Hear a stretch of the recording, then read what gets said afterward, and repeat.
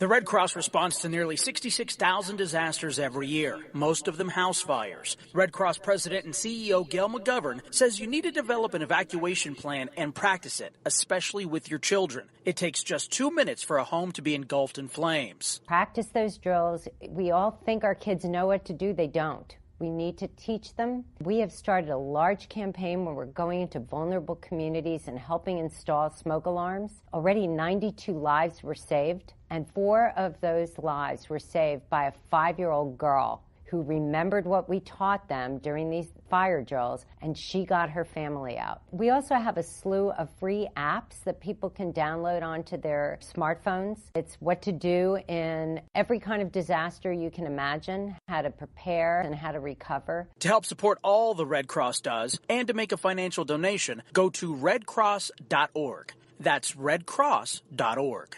See that cute little dog in the pet store window? Chances are it came from a puppy mill. A breeding facility that forces caged, neglected, and often sick dogs to churn out puppy after puppy to be sold for profit. Meanwhile, millions of wonderful, healthy pets end up in animal shelters. This leads to the killing of more than 9,000 by the end of today. But with one simple choice, you can help. Just by deciding to adopt instead of purchase your next pet. Animal shelters are full of amazing pets looking for a home. When you adopt your new best friend, not only are you saving a life, you're taking a stand against puppy mills. When your friends see the smart choice and impact you've made, they adopt their next pet and share with 5 of their friends, who share with 5 more. Before long, thousands get involved. Pet stores stop selling dogs from puppy mills, and even more lives are saved. And with your help, we can save them all.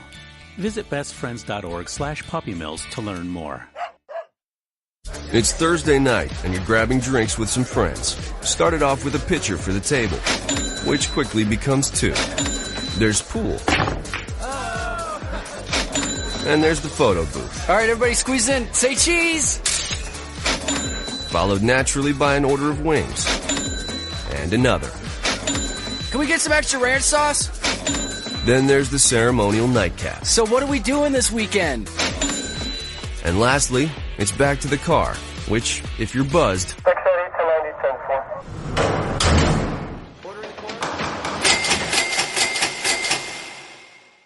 could be the most expensive night of your life.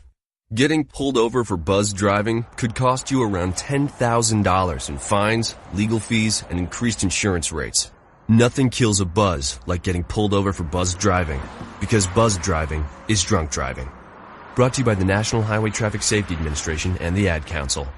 Every day, the men and women of the United States Marine Corps demonstrate their commitment to defend the American way of life. Since 1775, we have served our nation as a force in readiness. From combat operations to humanitarian assistance in every corner of the world. No matter where the mission takes us today or wherever our country needs us tomorrow, we always remember the land we call home. As Marines, we take a stand for each other, for our nation, for us all. The few, the proud, the Marines.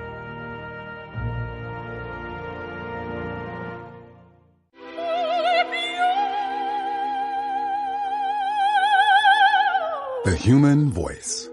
It can be sweet as music, powerful as thunder, and so, my fellow Americans, cheerful as laughter. But for millions of people, it can also be a sign of COPD.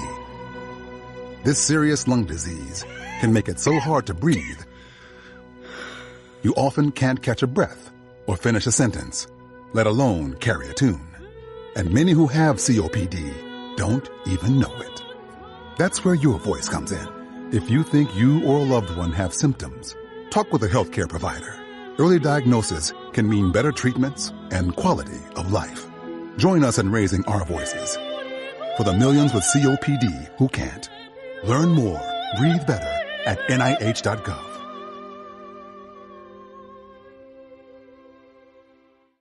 as a mother, you don't want to have to worry about this bill is coming, but then she needs this chemo. That's a decision you shouldn't have to make. It's a huge burden lifted financially, and so it allows you to give singular focus to your child. I've never known a hospital that takes care of their patients so thoroughly. That was the first thing I was like, how are we going to do this?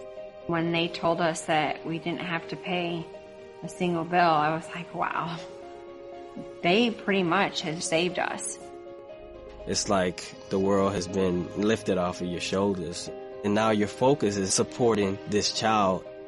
There is not another hospital like St. Jude. The patient care is unmatchable. It saved my life. It saved my daughter's life. It saved our family. St. Jude Children's Research Hospital. Finding cures, saving children. Learn more at stjude.org.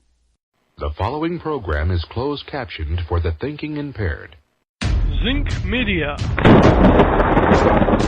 Feel the power of knowledge.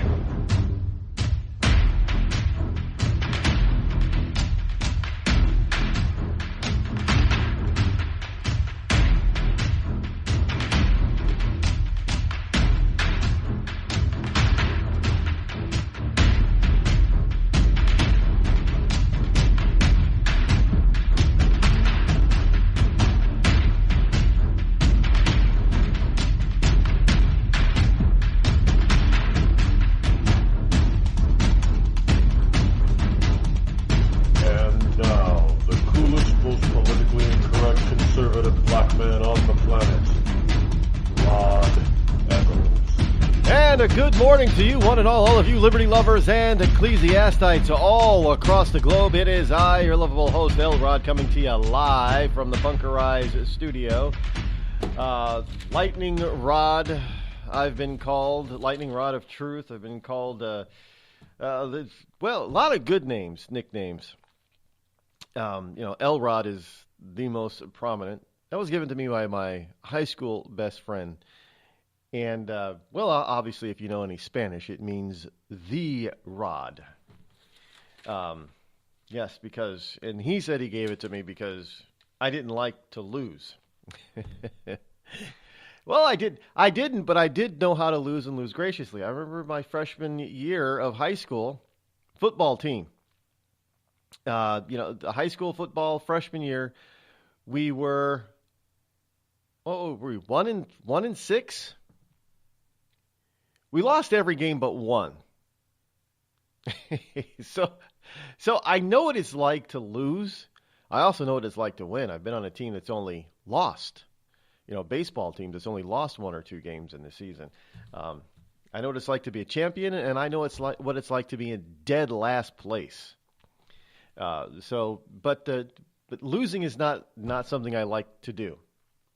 No, I don't accept it graciously. Not internally anyway. You probably won't see me, externally espouse on losing, but I don't internally, and that's what he was referring to. I don't take losing lightly. Unlike the GOP, they seem to think that losing is just fine. If they don't get things exactly their way, they'll just losing will be fine for them. But anyway. Here it is, Hump Day, Wednesday, November number 15th, dead smack in the middle of November, in the year of our Lord 2017. Welcome aboard. Glad that you are here. We have the Intel report later this morning. Going to get into some more Judge Moore news, and I'm not liking where this is going. The Judge Moore, not liking it at all. And look, I've heard some people say, well, that used to support more emphatically are now saying, Rod, we just can't support him just because he's a Republican. I'm like, that's not my reason. It's not a party thing. Look, I just find all of this stuff that's coming out now to be suspect. Mitch McConnell says that he believes the women. I got to be frank. I don't. Now, that doesn't mean that I believe that Judge Moore is 100% innocent, because there's some stuff that's coming out that's kind of questionable on Judge Moore's part, and I haven't heard Judge Moore address it. Like the Facebook or the yearbook signature. Now, I know that doesn't mean it's because you signed somebody's yearbook doesn't mean that you sexually harangue them or sexually chase them or anything like that. I get that. That's not the part I'm talking about. Now, Moore says that he says he never met the woman. Now, I find it hard, unless you're a celebrity, and I don't think Moore was a celebrity back then. Unless you're a celebrity, I find it hard to believe that you would be asked to write in somebody's yearbook, or you would write in somebody's yearbook and then forget them. It would seem to me it would be a memorable person. But then again, I remember all the yearbooks that I've signed. I don't remember everybody's yearbook I signed. And it has been a long time now since I've written in people's yearbooks, since high school and middle school. So would as people age, would I recognize them today if I haven't seen them since high school? If somebody showed, well, do you know this woman? No, I don't think so. I don't think I've ever met her. And quite frankly, because I've gone to school with being a military brat, I've been to a lot of different schools. I've gone to school with a lot of people. There were even can you name some of your friends, not your best friend, but can you name some of your friends from elementary school in your class? I can't. So if somebody were to say a name, would I remember them? Probably not. So if somebody were to show me a name and a picture of somebody I went to school with, I don't know, 30 years ago. Let's just say high school. Good God, that's getting to that point, isn't it? Would I recognize them today versus what I remember them looking like back then? If I was not a close friend with them, I got to tell you, probably not. So you do the experiment. So is Judge Moore actually lying when he says, well, I've never met this woman. I don't know this woman. I don't think he is. Now, is this piling on him to get out of the race? Is that apropos? No, it's not apropos. Because I don't fully believe these women. I don't. And not because it's Judge Moore. It's because of what they're saying, how they're saying it, and who they're saying it with. And the timing. The timing is highly suspect.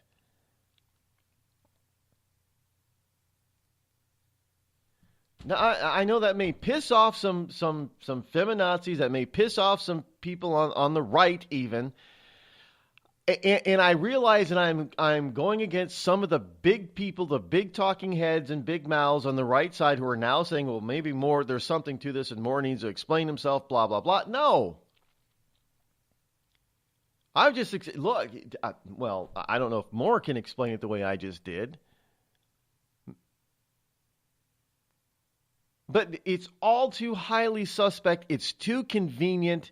It's too perfect. It just sends up red flags all over the place. What are we're gonna have more women coming out of the woodwork now? Are we gonna get up to 10? We're gonna get 5 more before the election over there or down there in Alabama?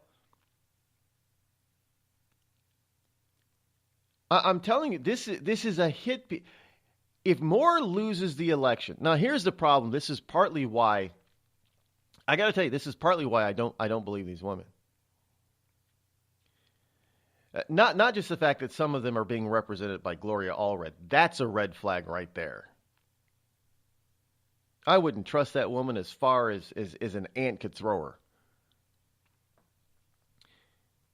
But the fact is that you've got the state and the national GOP talking about stripping Moore of the election win. Should he win? If the people of Alabama, the people of his state, were to elect him in spite of all of these allegations. They're talking about already, before the election even comes close and occurring.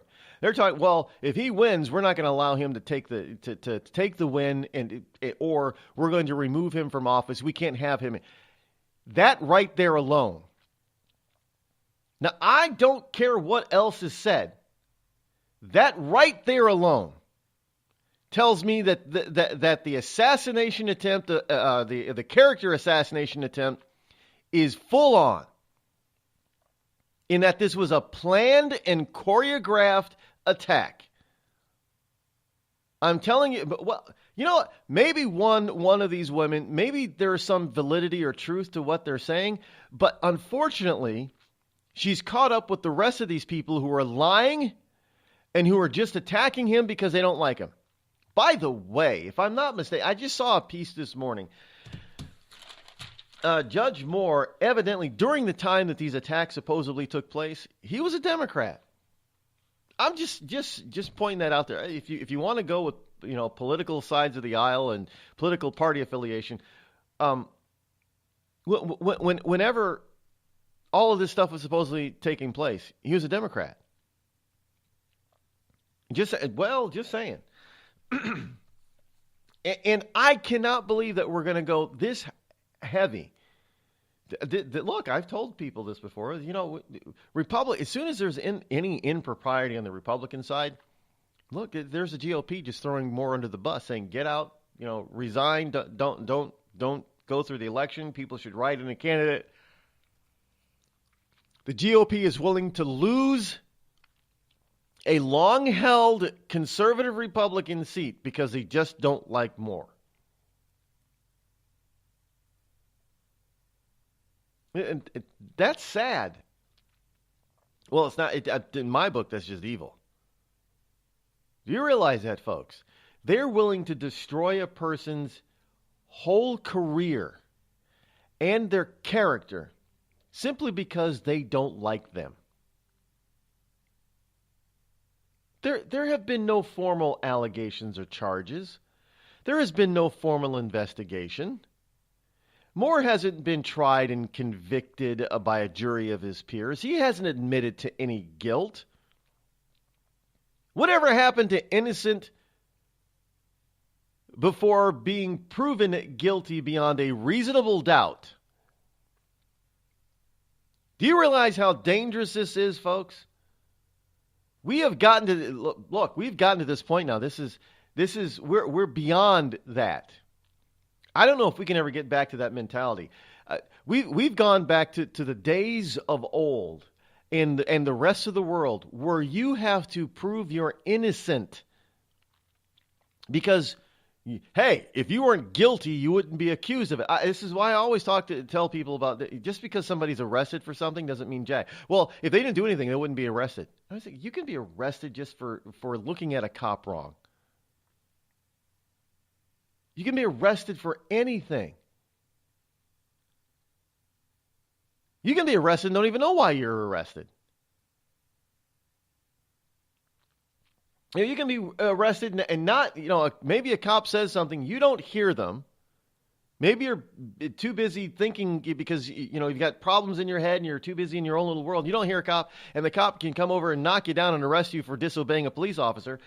It's that easy.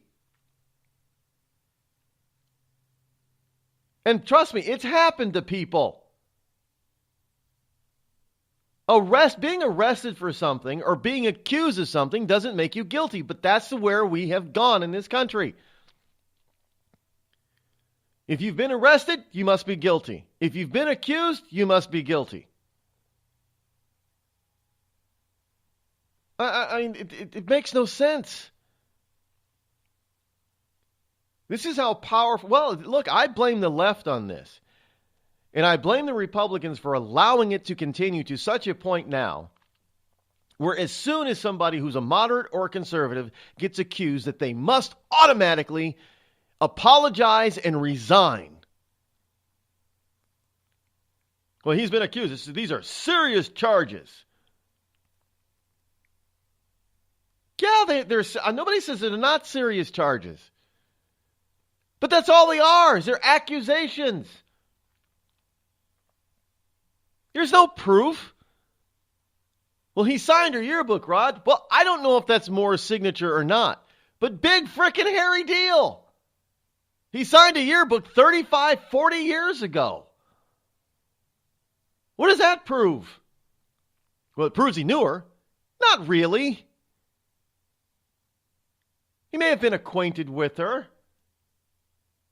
We don't know the circumstances of why and how that book was signed, let alone if Judge Moore actually signed it. Let's think about this logically. Now, Moore does need to try to explain this stuff. He does, at this particular juncture, he does need to come up with some viable, truthful explanation. Judge, you said you didn't know her, but evidently you signed a yearbook. Well, you know what? I don't know. I don't recall the circumstances. It was 40 years ago. I don't recall the circumstances behind signing the book. Or even if I did, evidently it looks like I did.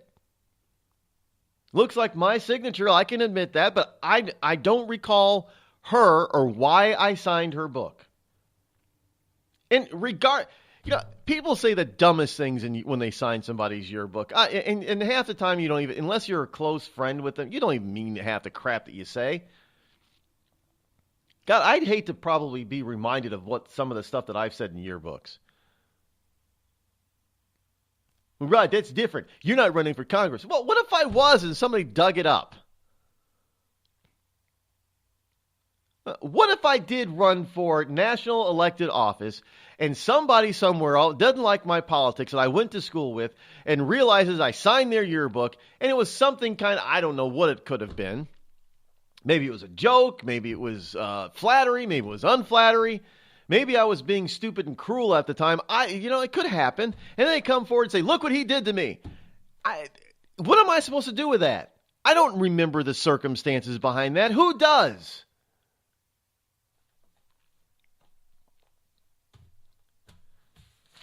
Well, so he's got to come up with, but I realize, you know what? It doesn't make any difference because it really isn't going to matter what explanation, no matter how truthful, viable, and believable the explanation is. Everybody in the swamp and on the Democratic side has already made up their mind. Judge Moore is guilty and needs to step aside so the Democrats can win. That's it. You're listening to me, your lovable host, L. Rod, here on the Rod Eccles Show. We've all heard of male enhancement. But now, there's an expert on true male enhancement in the areas that really count. In Herb Ellis's book, Husband 2.0, Real Male Enhancement, you'll find answers to questions like, why doesn't she want to have sex? A quick start, quick results workout guide, plus what you can do as a side hustle to make money now. With all the great tips in this book, every man can benefit. Get the book, Husband 2.0, Real Male Enhancement, on Amazon.com. Tired of paying outrageous prices for Viagra? Well, we have great news for you. Now you can finally get Viagra at huge discounts. Healthy Man allows you to save up to $500 on Viagra. Why pay U.S. pharmacy prices of $15 per pill or more when you can get Viagra for less than $3 a pill? Call today and get 40 Viagra pills for only $99. This can cost as much as $600 at your local pharmacy. You can't afford not to call us. If you want Viagra at the lowest prices, never pay $15 a pill pharmacy prices again. Get Viagra for less than $3 a pill. Call 800-595-2614 today and save up to $500 and get 40 pills for just $99. Healthy Man is fast, easy, and affordable. Operators are waiting at 595-2614 to take your call now. Call 800-595-2614. That's 800-595-2614. Again, 800-595-2614.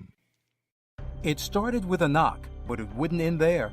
What happens in the story next, many wouldn't understand, and most wouldn't believe. 5 + 2 = Perfection by Samuel Rosette Jr. is a must-read. The scriptures within are reminders of the ancient past, and yet intriguingly infuses with texts which stand on the edge of the stage of relevancy. Available online at Westbow Press, Amazon, Books A Million, Barnes & Noble, and SamuelRosetteJr.com.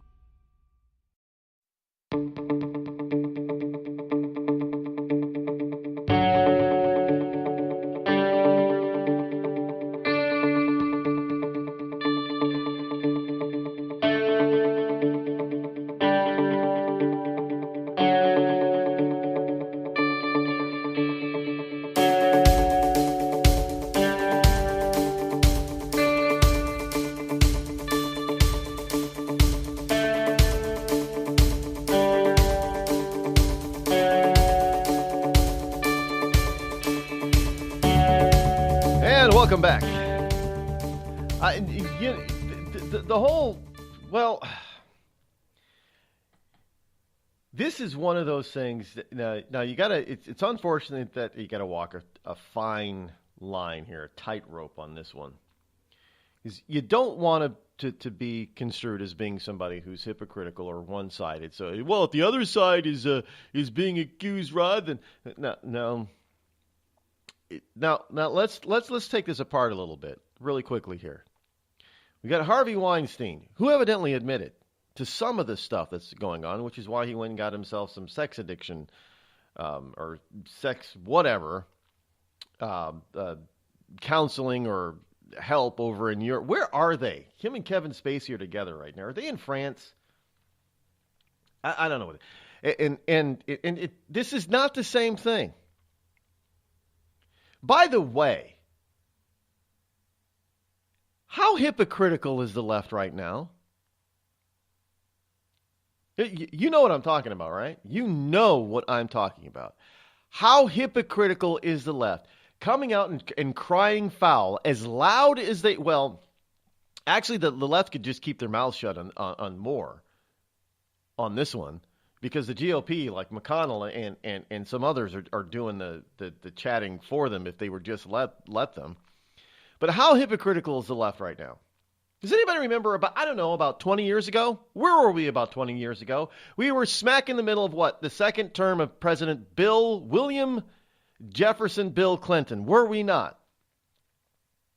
What did Bill Clinton do? And, well, it's not all proven. Oh, BS, it's not all proven. We've got a dress with his DNA on it. What did Bill Clinton do? Well, Monica Lewinsky was an adult. Yeah, but what about all the other women that accused Clinton of various things up to and including rape? We've got a young man running around out there that claims he's Bill Clinton's illegitimate son, and he's taken a DNA sampling and testing, and Bill Clinton won't take one. And it's kind of funny that him and Hillary kind of weakly deny. I mean, weakly. Not a very strong denial that this guy could possibly be Bill Clinton's illegitimate son. They don't deny it very strongly. And yet Bill Clinton refuses to take a DNA test to emphatically disprove it. I mean, come on. We have tons and tons of credible women. There is evidence in certain cases, at least some eyewitnesses, that place Clinton in proximity to some of these women that have accused him of sexual impropriety. And who cares? And now they're saying who cares because it took place, what? So many years ago. I mean, some of these, they keep talking about how bad Bill Clinton, well, that was, so long ago, Rod. That was terrible. Well, Judge Moore's case, that took place, 35, 40 years ago. Now, I'm not dismissing it if it's true. But if we're going to give Bill Clinton a pass, who's the president of the United States,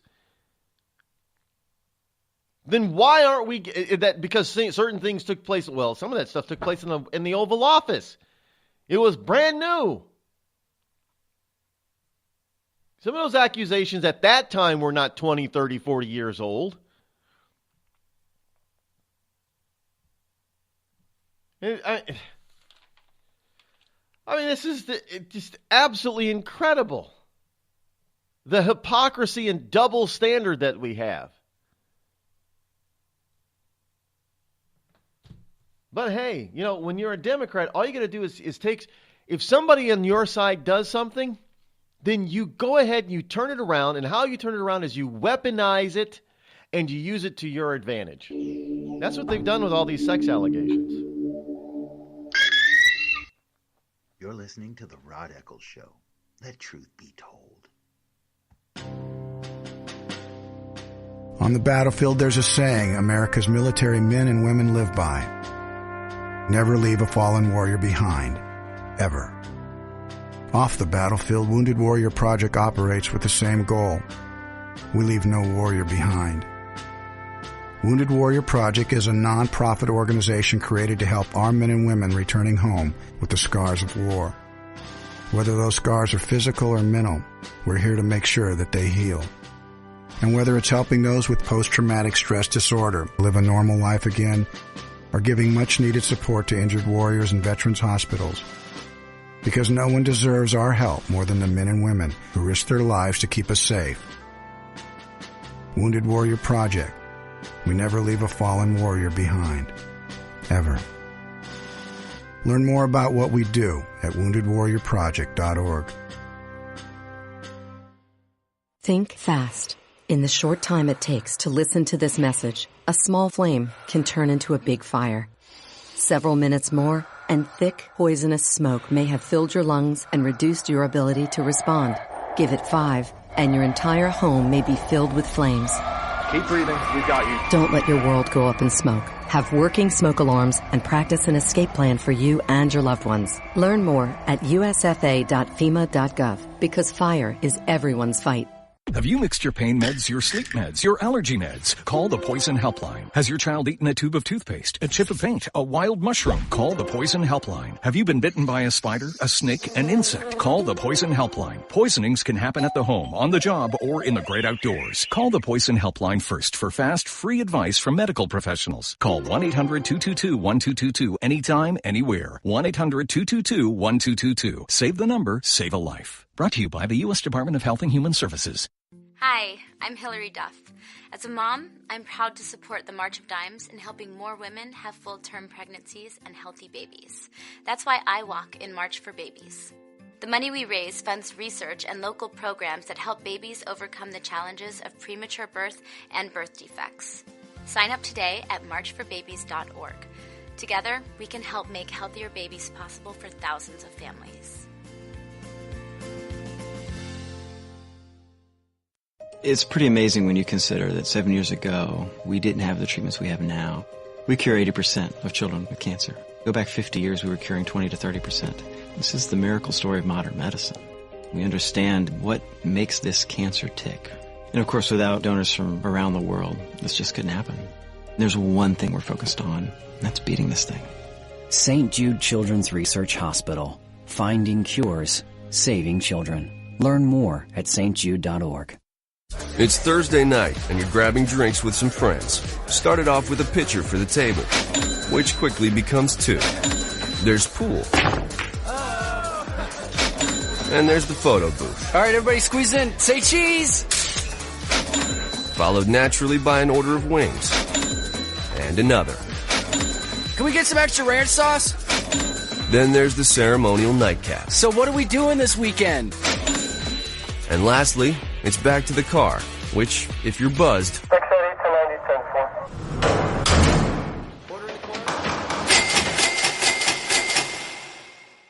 could be the most expensive night of your life.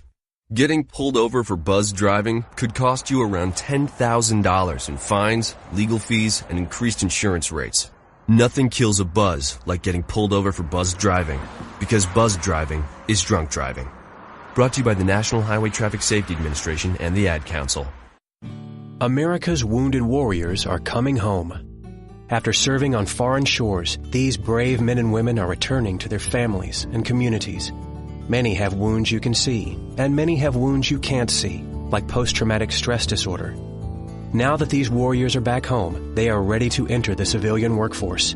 To help, Wounded Warrior Project has developed the Warriors to Work program, a career counseling service that helps warriors translate their military experience to the civilian workplace. These extraordinary men and women bring proven world-class job skills and a unique perspective on teamwork to the job. And to ensure the right warrior finds the right job, Wounded Warrior Project works with employers to find just the right match. When you hire a wounded warrior, you hire an intelligent, talented, and committed new employee. Contact Wounded Warrior Project at findwwp.org. Welcome home the brave.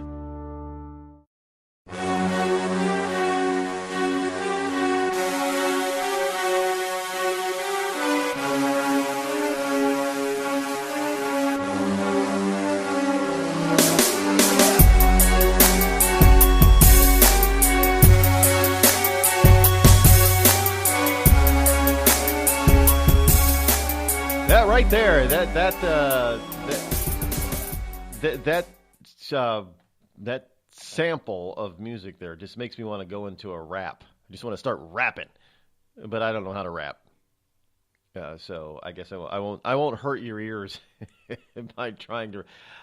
Hey, but you should know how to rap, Rod. You know, I actually had somebody tell me that. Now, this is not a political thing, but kind of like, you know, white men can't jump and all black people can play basketball. Well, I guess all black people can rap. I can't rap. I'd be terrible. I can repeat a rap. I can listen to Ludacris and then, learn his songs and do that, but I can't rap on my own. Some people don't consider that to be a talent. To rap off the top of your head, that is a talent. I mean, it is poetic. Some rappers are poets. I will admit that. I don't particularly like rap music, but some rappers their lyrics are poetry. But this is some of them is just terrible. I don't. This is why I don't like rap. There are very few rap or hip hop artists that I actually like, and whose music I'll listen to. It's very few. I mean, of course, you got to go back here. I mean, Sugar Hill Gang, Rapper's Delight. Everybody jammed to that one. Hotel, motel, Holiday Inn.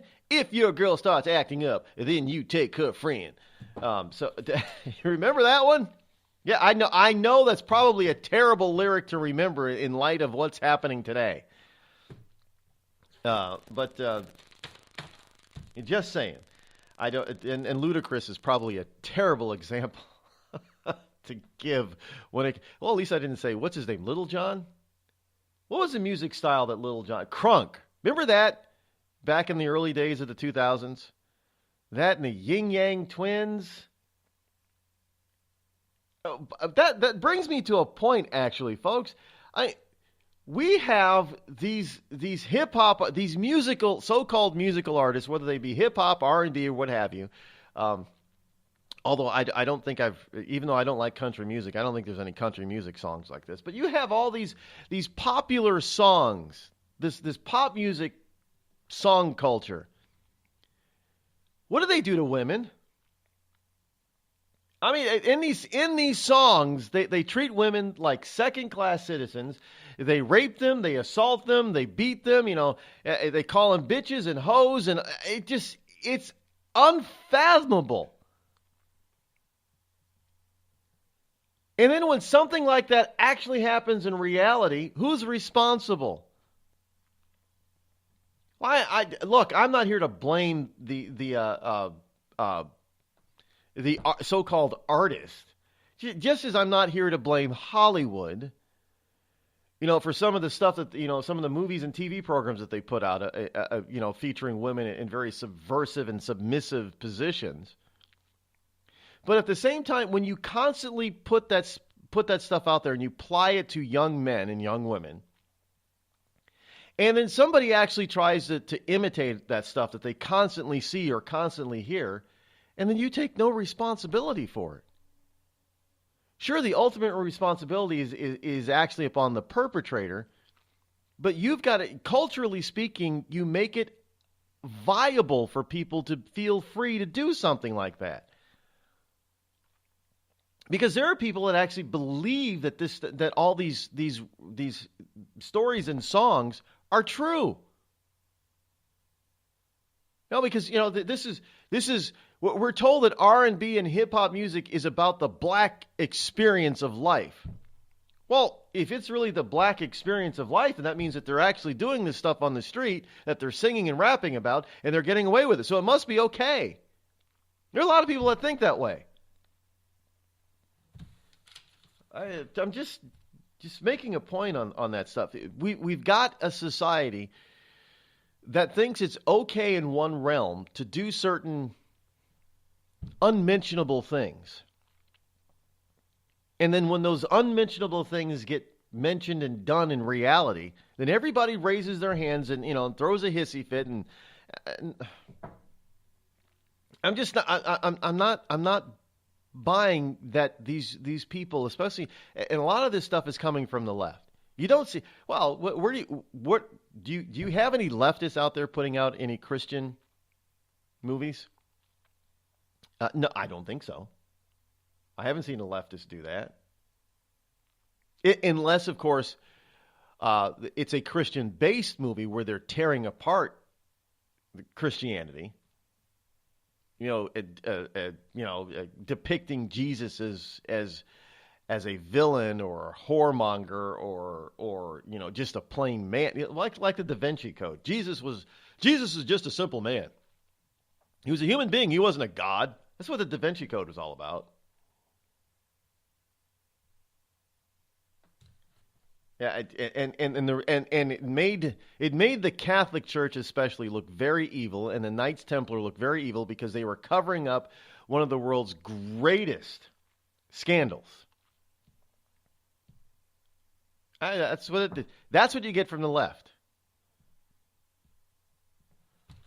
You don't get pro-Christian movies, pro-God movies from the left. Or TV. Well, remember one of the biggest TV programs? It was a long-running. What was it? They were angels. What was that show? Three angels. They went around helping people, and every week it was a touchy-feely, feel-good ending, and it was a huge success.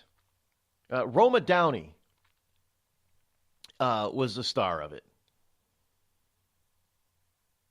And she was basically a new angel, I guess. But she was a star of that, Touched by an Angel. You remember that? And people would say that nobody's going to watch that. That's a terrible concept, a terrible show. And that show was a hit. I don't know what was it, on 7, 8 years? It was a hit for years, as far as TV is concerned. Kept winning its time slot. People are scratching their head. How is this possible? America is left of center. We're non-religious. We're moving away from religion and all. We have this touchy-feely, feel-good TV program. See, that kind of stuff can work. Because we're told that kind of, nobody wants to watch that kind of stuff. All they want to do is watch the sex scandal and murderous type of stuff. Remember Michael Landon? What was his angel TV show? Again, a hit for years. A ratings, monster at the time it was on. But we're constantly told that the good, cheery stuff, the wholesome stuff doesn't work anymore.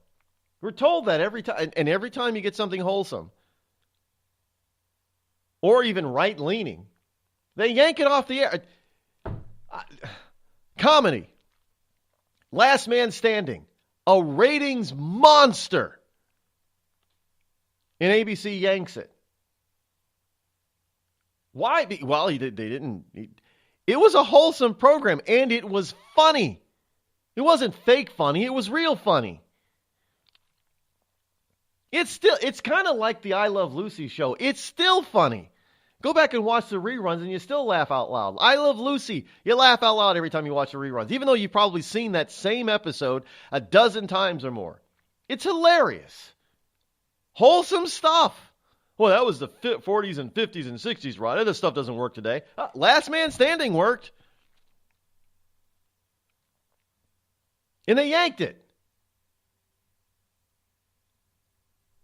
So instead, what they keep giving us How to Get Away with Murder, Scandal. I swear. Well, I don't know. I've watched How to Get Away with Murder. I got to admit, I haven't watched a single episode of the Scandal thing. I have no idea what that's about, to tell you the truth. I see the previews though, and it doesn't look innocent. I mean, there's more sexual innuendo and stuff going on in that at least in the previews. And frankly, one of my favorite shows, House of Cards, same thing, but that was politics, though. Isn't that funny? Now, think of this, folks, for a second. You've got Kevin Spacey who in House of Cards, he played the Speaker of the House. He was a speaker. And he gets thrust into the limelight by becoming vice president, and then being appointed vice president, then being president because the president that appointed him resigns. Kevin Spacey's character, Frank Underwood, actually helped the president resign. Yeah, let's just put it that way. But when Frank Underwood was a mean man. He sexually abused women. He committed murder. Now, isn't this funny that this is a TV program that was on Netflix, and it portrayed what life is like in Washington, D.C.? And now we have a bunch of people in D.C. who are being accused of, well, we got a story here about this. Again, the pot calling the kettle black. But first, well, let me get into this first. We got a story here for all you gun lovers out there out of Austin, Texas. We got a story.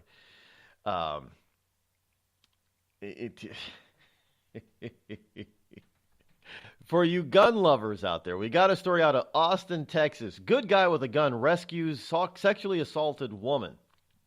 He says, I pulled my gun and told him to get off her.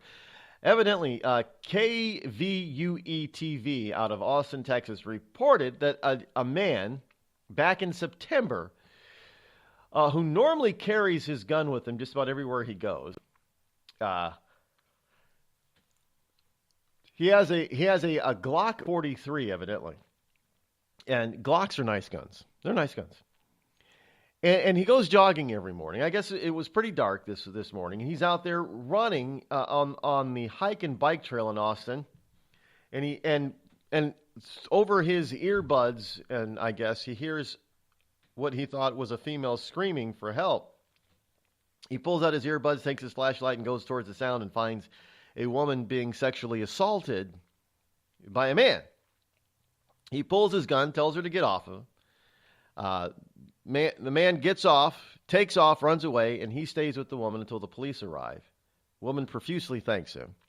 And the only reason why he was able to do that, he says, is because he was carrying his gun, and he pulled his gun and pulled a gun out on the guy. He stopped a crime in progress. Oh, wait for the police, man. Wait for the police. What did the police do when they got there? They commended him. This is the police were saying, the police spokesperson says, well, this is what happens when you have well-armed, well-trained citizenry, that they actually help the police. Here's a cop saying that this guy helped the police.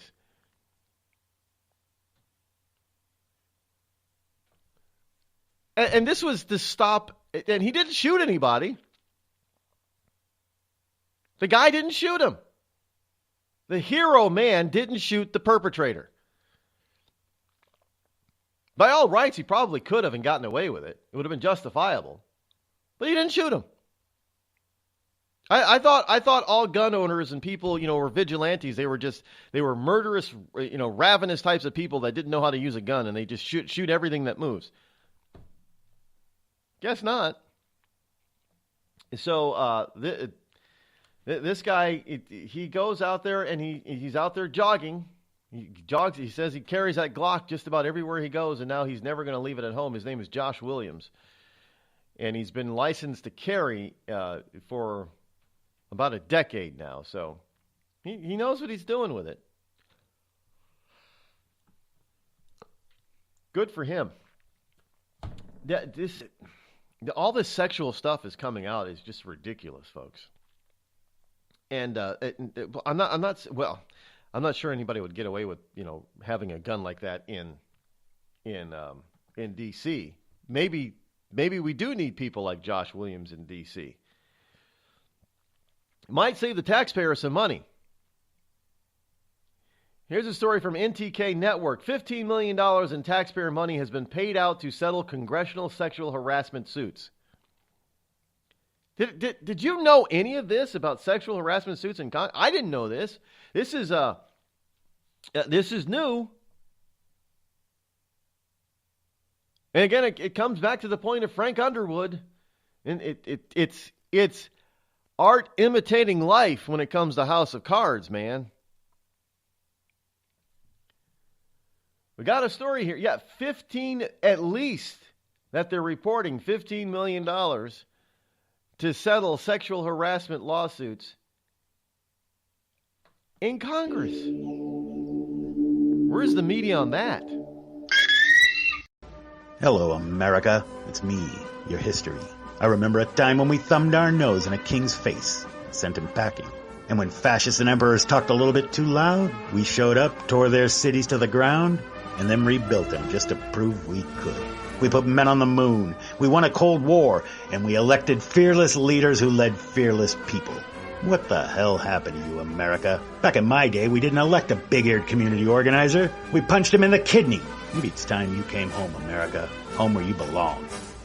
We've all heard of male enhancement, but now there's an expert on true male enhancement in the areas that really count. In Herb Ellis's book, Husband 2.0, Real Male Enhancement, you'll find answers to questions like, why doesn't she want to have sex? A quick start, quick results workout guide, plus what you can do as a side hustle to make money now. With all the great tips in this book, every man can benefit. Get the book, Husband 2.0, Real Male Enhancement, on Amazon.com.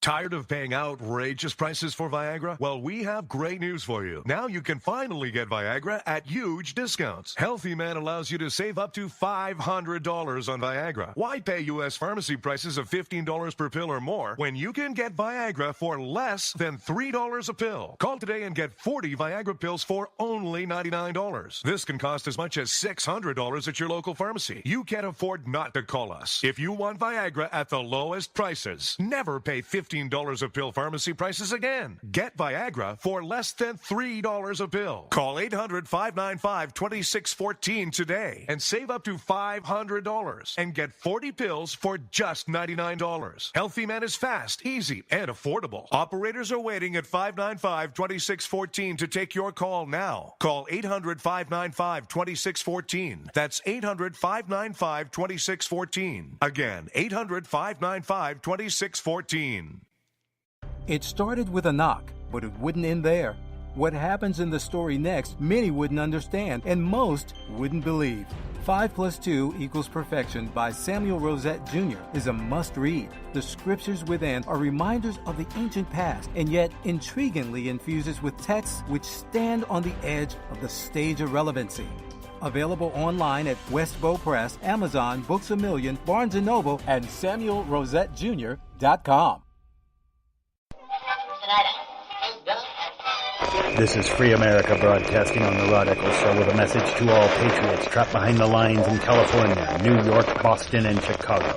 Don't give up, true lovers of America. Even as we speak, moves are being made to drive the invaders back to the land from which they came, defeat the would-be dictators, and lift the chains of tyranny from around your neck. Stay strong. Stay brave. You're not forgotten, and you're not alone. Until next time, patriots, this is Free America signing out.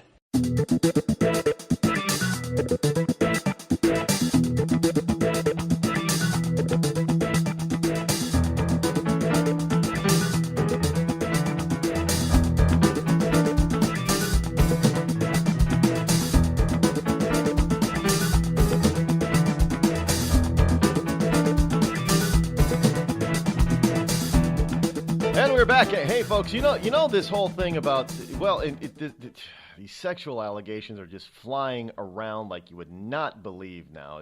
It's absolutely incredible. But here's something that's not being readily reported. We know that there is about $15 million that has been paid out by the House on behalf of harassers in the last 10 to 15 years. And this was revealed on MSNBC of all places. And now Congress, I guess the House and the Senate are going to have their versions of where lawmakers have to attend how to prevent, stop, and not commit sexual harassment. These are grown people. These are grown people who are lawmakers, who are supposed to know better. And now they have to develop and go and have these seminars teaching lawmakers how not to break the law? What? We've got to have seminars now that teach lawmakers how not to break the law. Where am I? I'm living in an alternate universe here. Well, Representative Jackie Spear, a Democrat from California, informed NBC's Chuck Todd on yesterday, that $15 million in taxpayer money has been paid out so far over the years to settle sexual harassment suit filed by against members of Congress. That's $15 million that we know about. How does that not get reported in the mainstream media? Well, since has not been reported in the mainstream media, one has to wonder, was most of the money paid out because of Democrats committing such acts of impropriety? Was that Democratic hush money? Well, if that's the case, then why are all of those sexual perverts still in Congress in their seats? And yet Mitch McConnell is running around saying, well, if Moore wins, I'm going to move to have him expelled from the Senate. And why is it that the Alabama GOP is saying that if Moore wins, they're going to nullify the election? I didn't know any party could do that. I didn't know a party could not. Did you hear this? I didn't know a party could nullify an election simply by saying, well, we don't support Moore. We're pulling our support. He's no longer a Republican. So he can't win on the Republican ticket. I didn't know a party could nullify an election. How is that possible? What? I'm not living in the United States of America anymore. When you have a political party that evidently can nullify a legitimate election, and when you have somebody in Congress, in the Senate, the leader of the Senate, says it doesn't matter what the election results are. If the people want more for whatever reason, even though that everybody knows about these accusations, that doesn't count. If he comes here because I don't like Judge Roy Moore, we're going to expel him. You can't say because he committed a crime, he hasn't been proven guilty of anything. However, we've paid out at least $15 million to settle sexual impropriety allegations from sitting members of Congress over the past decade or so. So there are people who are sitting in Congress right now who were accused and paid out money for sexual impropriety allegations. And yet, everybody's going to jump on Judge Moore right now. Talk about the pot calling the kettle black. I mean, this is ridiculous, folks. Intel report coming up next. Stay tuned. Call Rod now, 603-835-3226. Lines are open.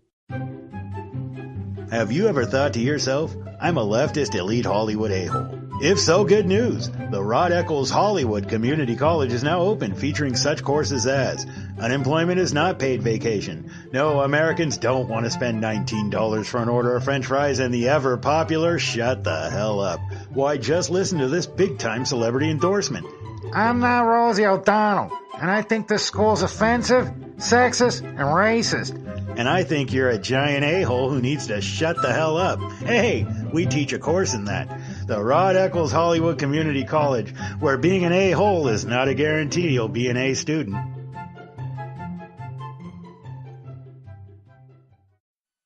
I considered suicide so I wouldn't put my family through all the pain.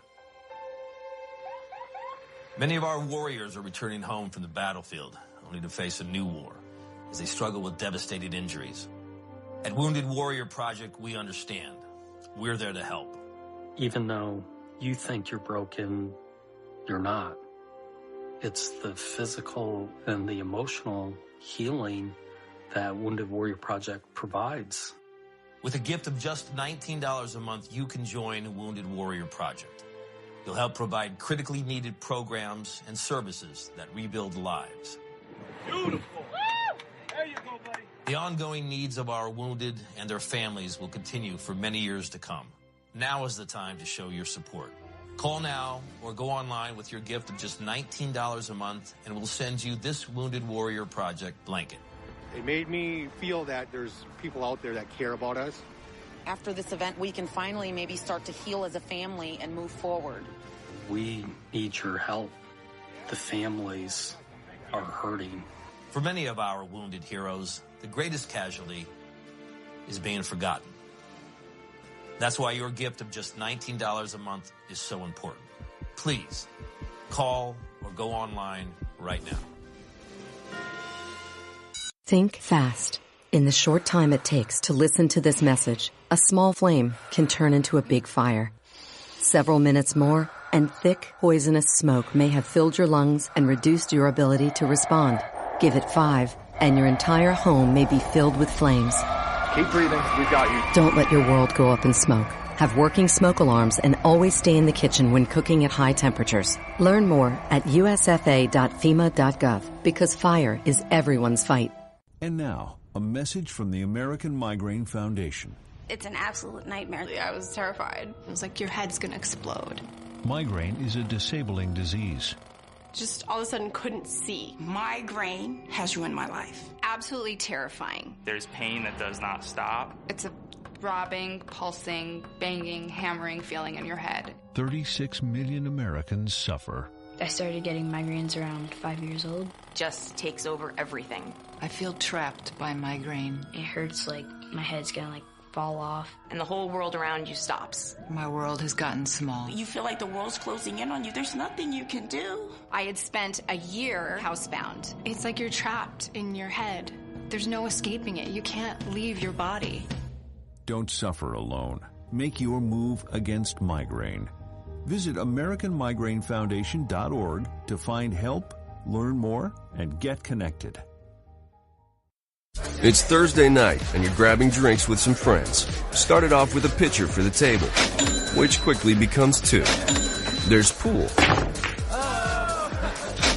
And there's the photo booth. All right, everybody squeeze in. Say cheese! Followed naturally by an order of wings. And another. Can we get some extra ranch sauce? Then there's the ceremonial nightcap. So what are we doing this weekend? And lastly, it's back to the car, which, if you're buzzed,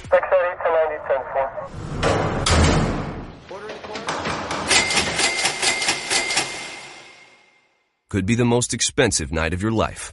Getting pulled over for buzz driving could cost you around $10,000 in fines, legal fees, and increased insurance rates. Nothing kills a buzz like getting pulled over for buzz driving, because buzz driving is drunk driving. Brought to you by the National Highway Traffic Safety Administration and the Ad Council.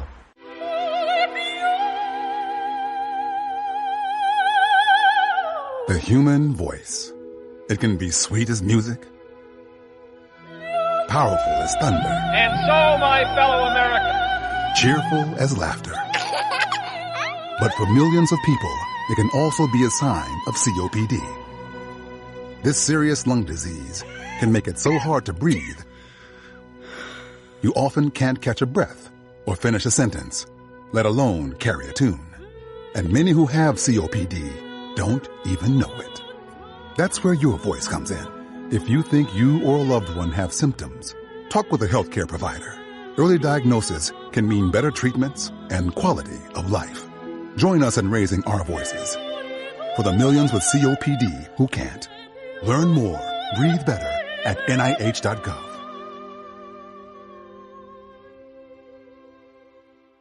Every day, the men and women of the United States Marine Corps demonstrate their commitment to defend the American way of life.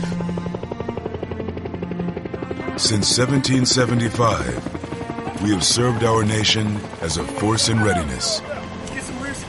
From combat operations to humanitarian assistance in every corner of the world.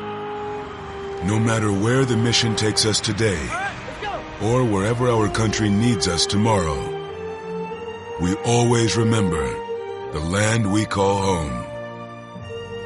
As Marines, we take a stand for each other, for our nation, for us all, the few, the proud, the Marines.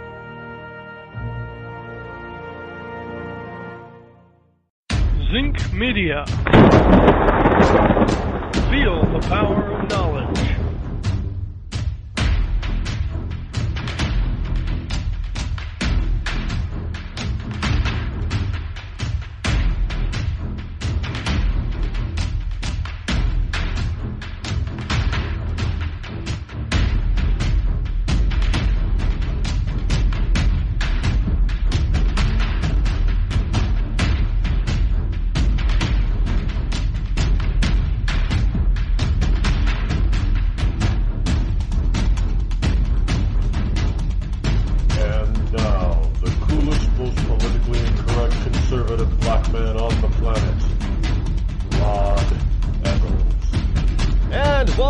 Good morning, all of you liberty lovers and ecclesiastics all across the globe. Welcome back. Here it is, hour number 2 on the Rod Eccles Show, the fastest 3 hours on Internet Talk Radio.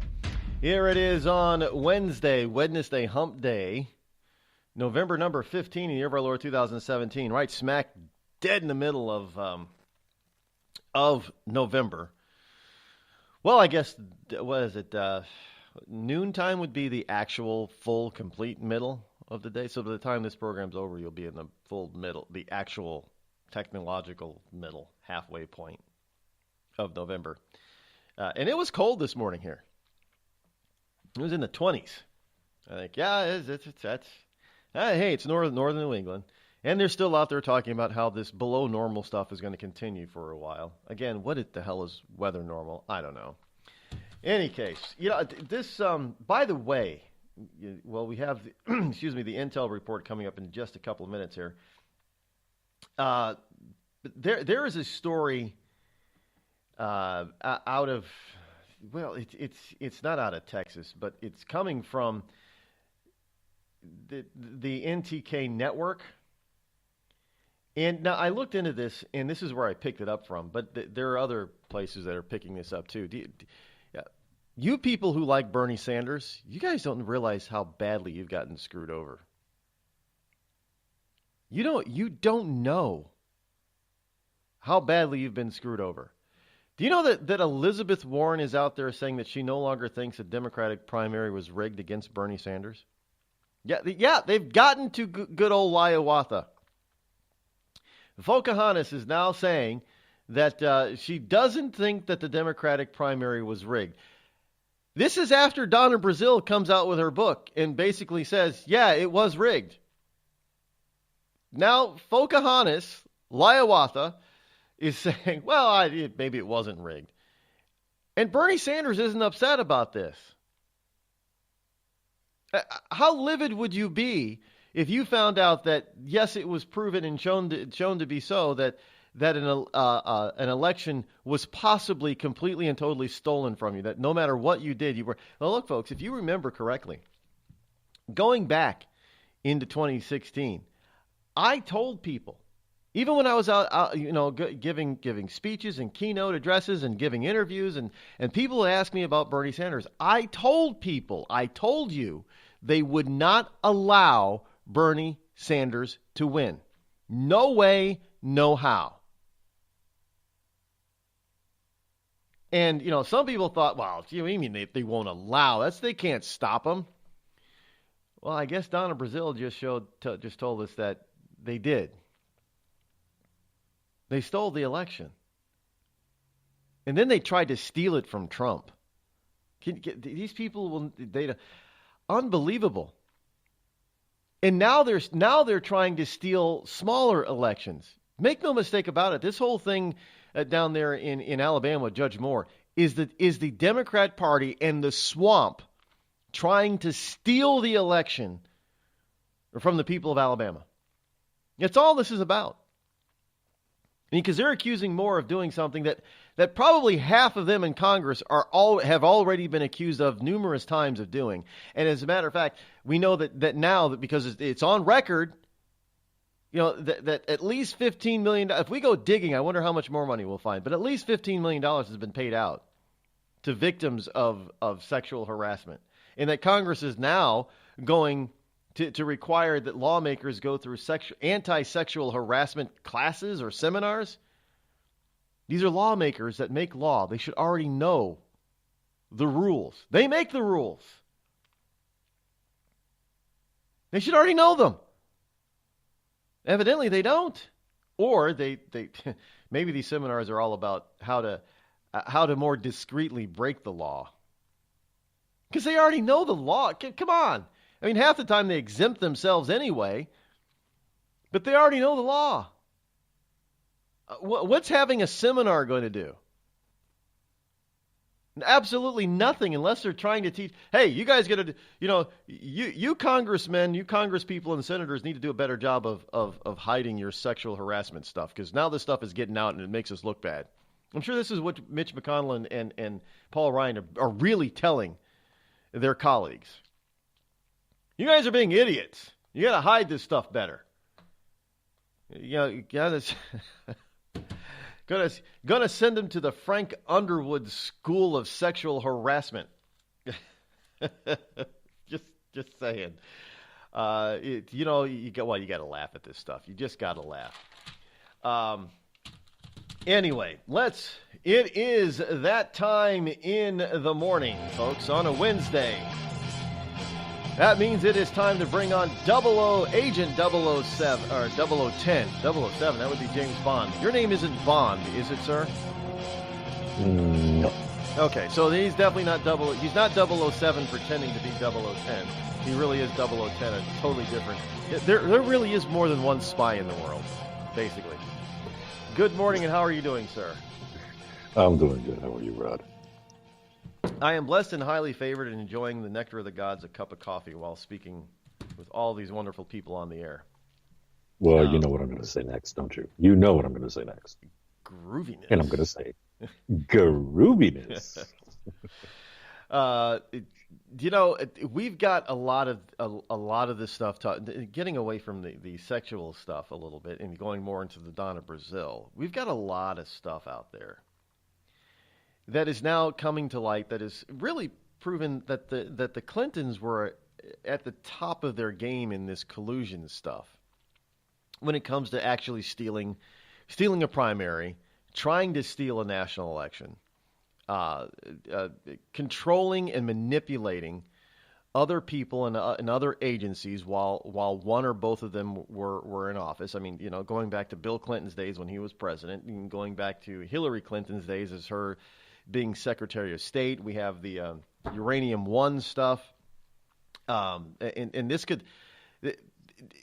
could, if we were to be honest with this, and if we were to actually really investigate this could bring down the Barack Obama administration, post-administration. Could it not? Oh, but wait a minute. Hold on. I mean, if you ask supporters of Barack Obama and Hillary Clinton, the Obama administration was scandal-free. There was never a single solitary scandal in the entire Obama administration during its 8 years. Yeah, right.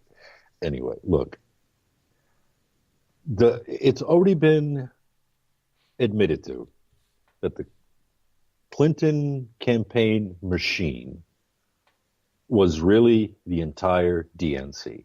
And this was during the primaries. This is when Hillary Clinton, the two frontrunners, Hillary Clinton and Bernie Sanders, it's already been proven.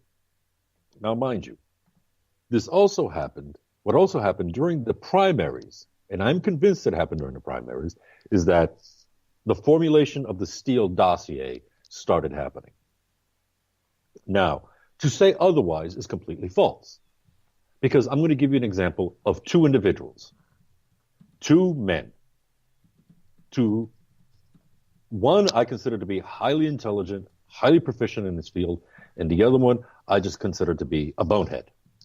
Now, both these individuals went to Russia.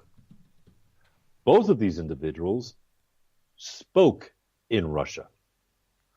both of these individuals had contact with Russians in order to organize their trips to Russia and to speak in Russia. And one person received an award while he was in Russia, or he received a certain amount of praise while in Russia, while the other one got paid to speak in Russia about God knows what. Now, $500,000 if he, who gets that kind of money to give a single, 45-minute speech? Yeah, I want to know myself. But here's the difference.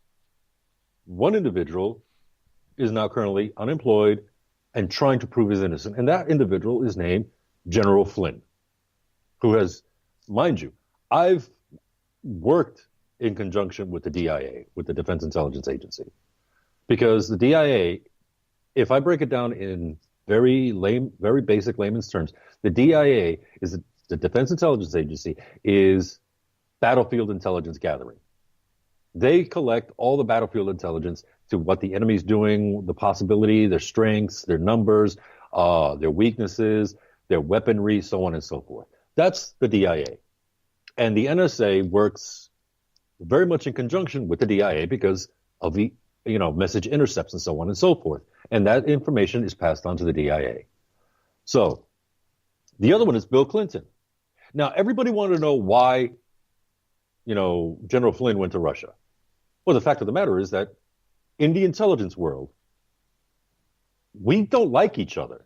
Like American intelligence and Russian intelligence, we don't like each other. But we also have a semblance of respect for each other. Where you could, I've sat there and I'm like, you sneaky bastards, look what you did. Oh, you got caught. Took me a minute, but you got caught. That was good. Oh, I wish I would have thought of that. So there is some kind of mutual respect for each other. As opposed to Bill Clinton, why isn't anybody asking who he spoke to before he went to Russia and after, while he was in Russia? How come then all of a sudden, Bill Clinton, nobody's questioning, well, where in Russia did you meet? Who did you speak with while you were in Russia? How did this whole thing come about? How did Bill this Clinton whole thing has a become long organized? history. Bill Clinton has a long history of romancing with Russia. When he was a rogue scholar, didn't he go to Russia?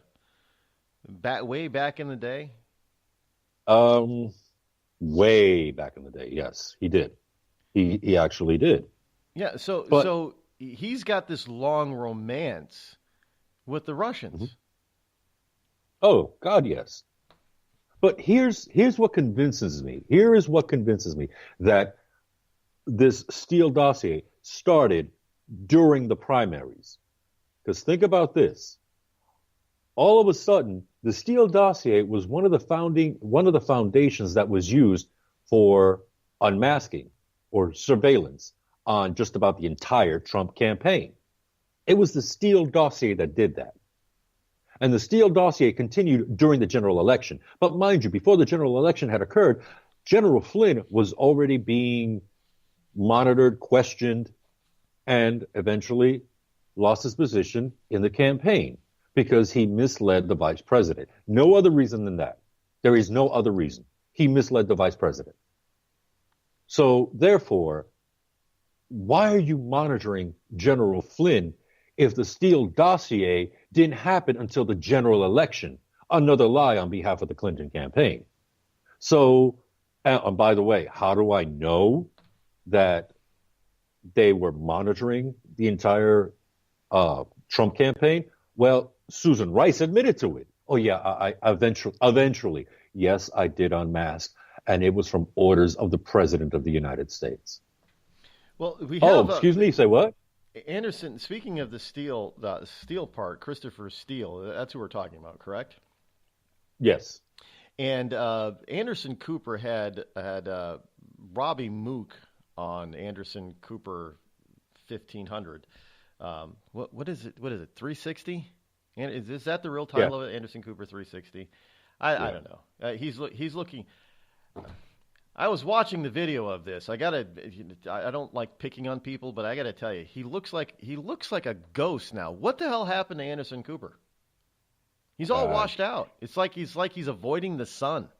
is well, I guess we're not supposed to comment on people's looks, but here Anderson Cooper is, and he's talking with Robbie Mook, and he asks a question about Christopher Steele. Let's hear the what answer. Was important to find out. Okay, just finally, is there somebody at the DNC, I mean, you were the campaign manager, is there somebody at the DNC, maybe at a slightly lower level, who knew about Christopher Steele, who didn't just know, okay, yeah, we're paying this lawyer and all of a sudden magically this information is coming back to us, who actually knew the nuts and bolts of who was gathering the information, how it was being gathered? I don't know the answer to that. It's possible someone at the DNC knew about this. We had dozens of researchers on the campaign. In fact, one of the reasons we were trying to get resources into the DNC was to make sure that they had a lot of opposition researchers working on all these Republicans. So I unfortunately don't know the answer. And to those who say, that this could have been some sort of collusion, if Christopher Steele is being fed disinformation from people who had connections to the Russian government, that essentially your campaign was helping pay for some of that disinformation. Well, look, they chose what to put in that dossier, and so I can't speak to that. I'm proud that we were able to assemble some of the research that has brought this to light. Because, Anderson, you have to remember, I went on television the first day of the convention. My colleagues were on television saying something's wrong with Russia. Russia hacked the DNC. Russia, when John Podesta was hacked, Russia hacked John Podesta. And frankly, it didn't get a lot of attention. And I'm just glad that it's coming out now. I'm glad that there was research there. I can't speak to what Fusion was doing, but I'm just glad that we're paying attention to this now. And frankly, I wish we'd paid more attention to it on the campaign. All right. So you got Robbie Mook who's saying, it's no big deal. Christopher Steele, he could not have known. Nobody knew. I don't know how, and nobody knows. Then how were payments made if nobody knew this was happening? Well, is Robbie Mook actually doing something that Donna Brazile is doing? And really, even though he doesn't realize it, is he really just saying nobody in the Clinton campaign knew anything that was going on because Hillary Clinton was the mastermind behind it all? Well, the thing is that in that interview, he turns around and he says that we gave the attorney a bunch of money. Okay, so now you're saying that either Robbie Mook is a total moron or he's just in his own little way trying to give us information without setting himself up for failure, because he snuck that right in there. We gave the campaign attorney some money, and what he did from there. Oh, so now you're saying it was the campaign attorney. So the campaign attorney was involved in this somehow. He was involved in this, either by hiring and paying them off or just paying them off. My question is this: why wasn't it documented in your campaign spending?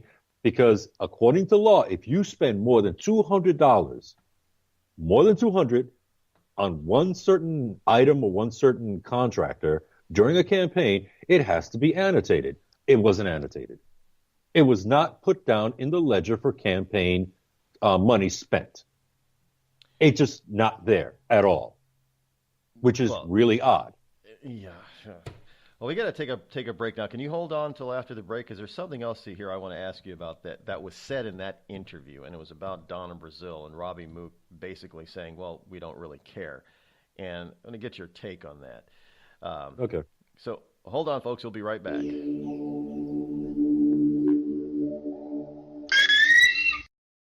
You're listening to the Rod Eccles Show, the coolest, most politically incorrect, conservative black man on the planet.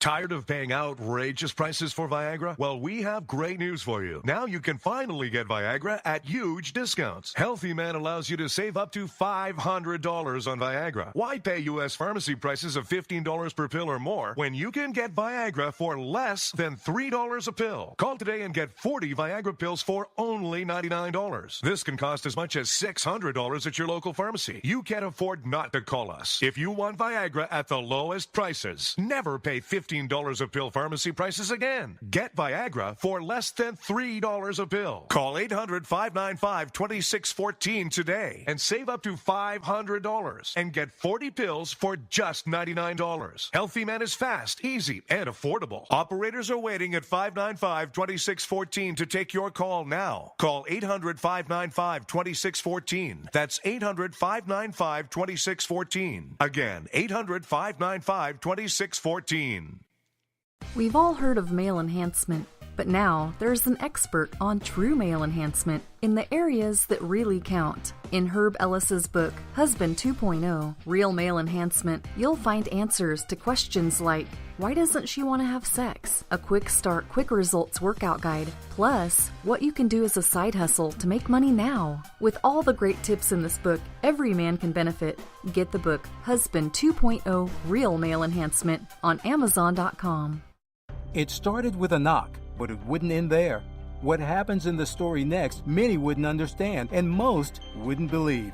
5 + 2 = Perfection by Samuel Rosette Jr. is a must-read. The scriptures within are reminders of the ancient past, and yet intriguingly infuses with texts which stand on the edge of the stage of relevancy. Available online at Westbow Press, Amazon, Books A Million, Barnes & Noble, and SamuelRosetteJr.com. You know, a couple of weeks ago, a long-haired young person came into our bank and said to me, I bet you won't lend me money to buy an electric guitar. Well, he was making $100 a week, and he was over 18, and I said, I bet you I will lend you money to buy an electric guitar. And I did. So what happens? The punk gets busted for possession of dangerous drugs, and we're out $350. There's one thing about kids nowadays. You don't have to give them credit. Universal Bank. We trust you. About as far as we can throw you.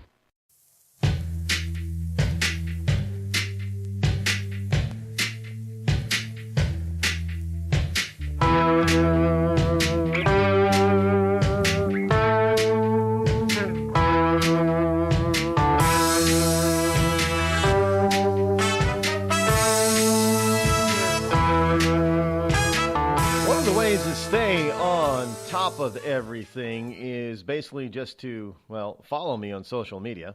You can do that over on Twitter and Facebook. And for those of you people who don't like the mainstreamers, you can get me on the alternative sites like gab.ai and MeWe.com, as well as LinkedIn and Pinterest. And, of course, the best way to keep track of everything that I'm doing is just to visit rodeccles.net on a daily basis. And we're adding we'll be adding a lot of stuff over this last part of the quarter to the site, so you'll be able to see a hell of a lot more. More video will be added to the site. I know people like video, so there'll be more video, and it just won't be my pretty face.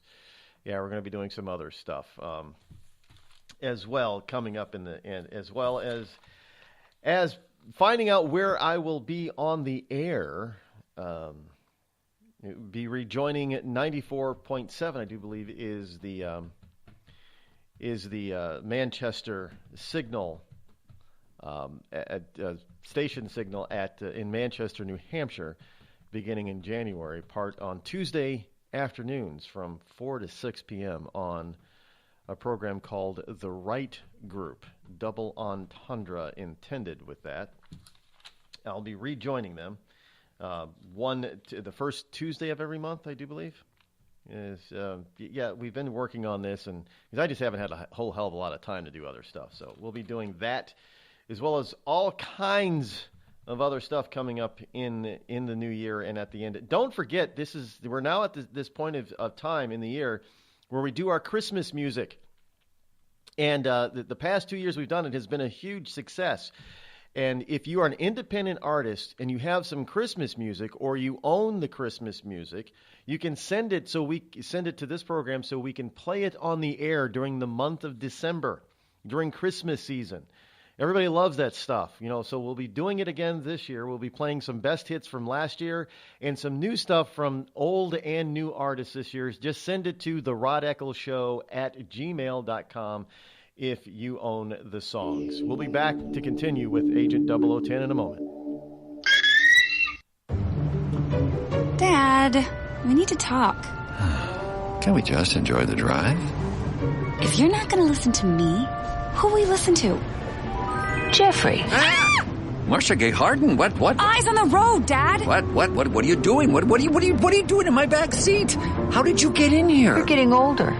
Not that old. Your brain's changing. It's natural. Yeah, that's what I was saying. Honey, I've got experience with this. Jeffrey, brain health is all about making the most of your brain as you age and helping to reduce some of the risks to your brain. Really? Now that's interesting. So, you'll talk to her about this, but not me. Marcia Gay Harden? Where did she go? Learn what you can do to help keep your brain healthy at brainhealth.gov. She didn't say goodbye? I mean, I would have. Visit brainhealth.gov.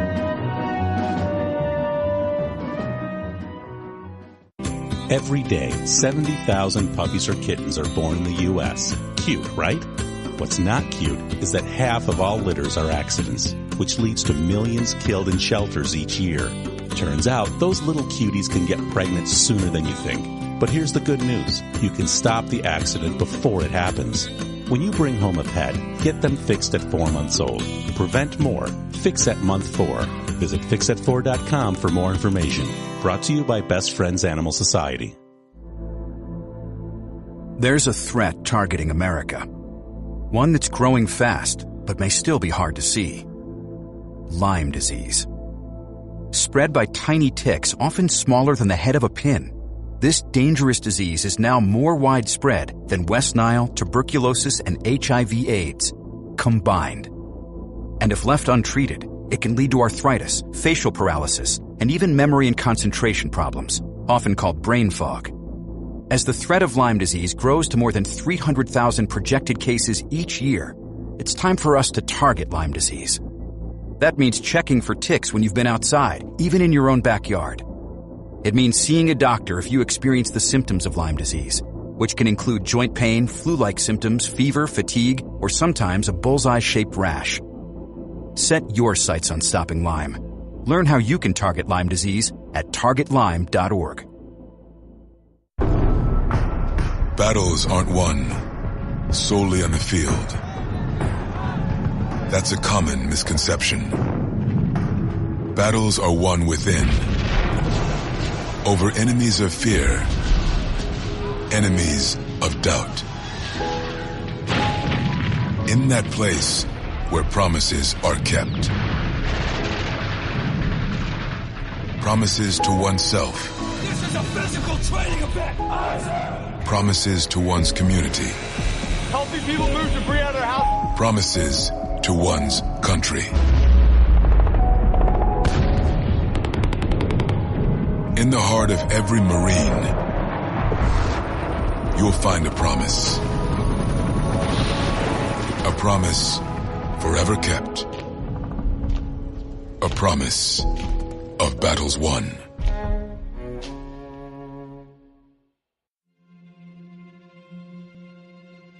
We're here early before they wake up.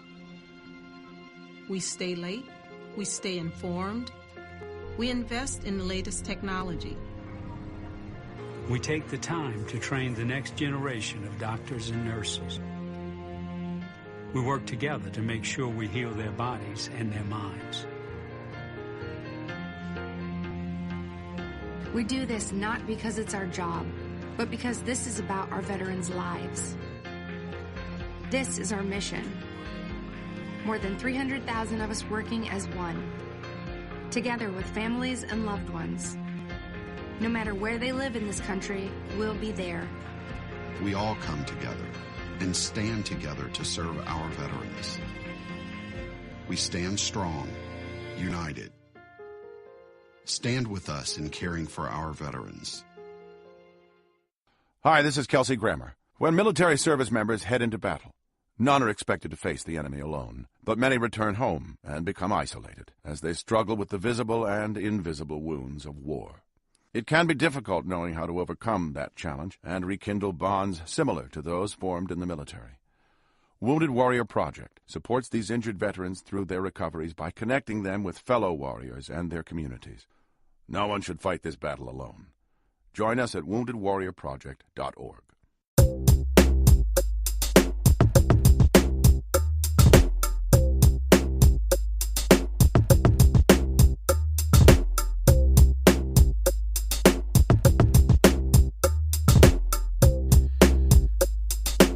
And here we go. Welcome back.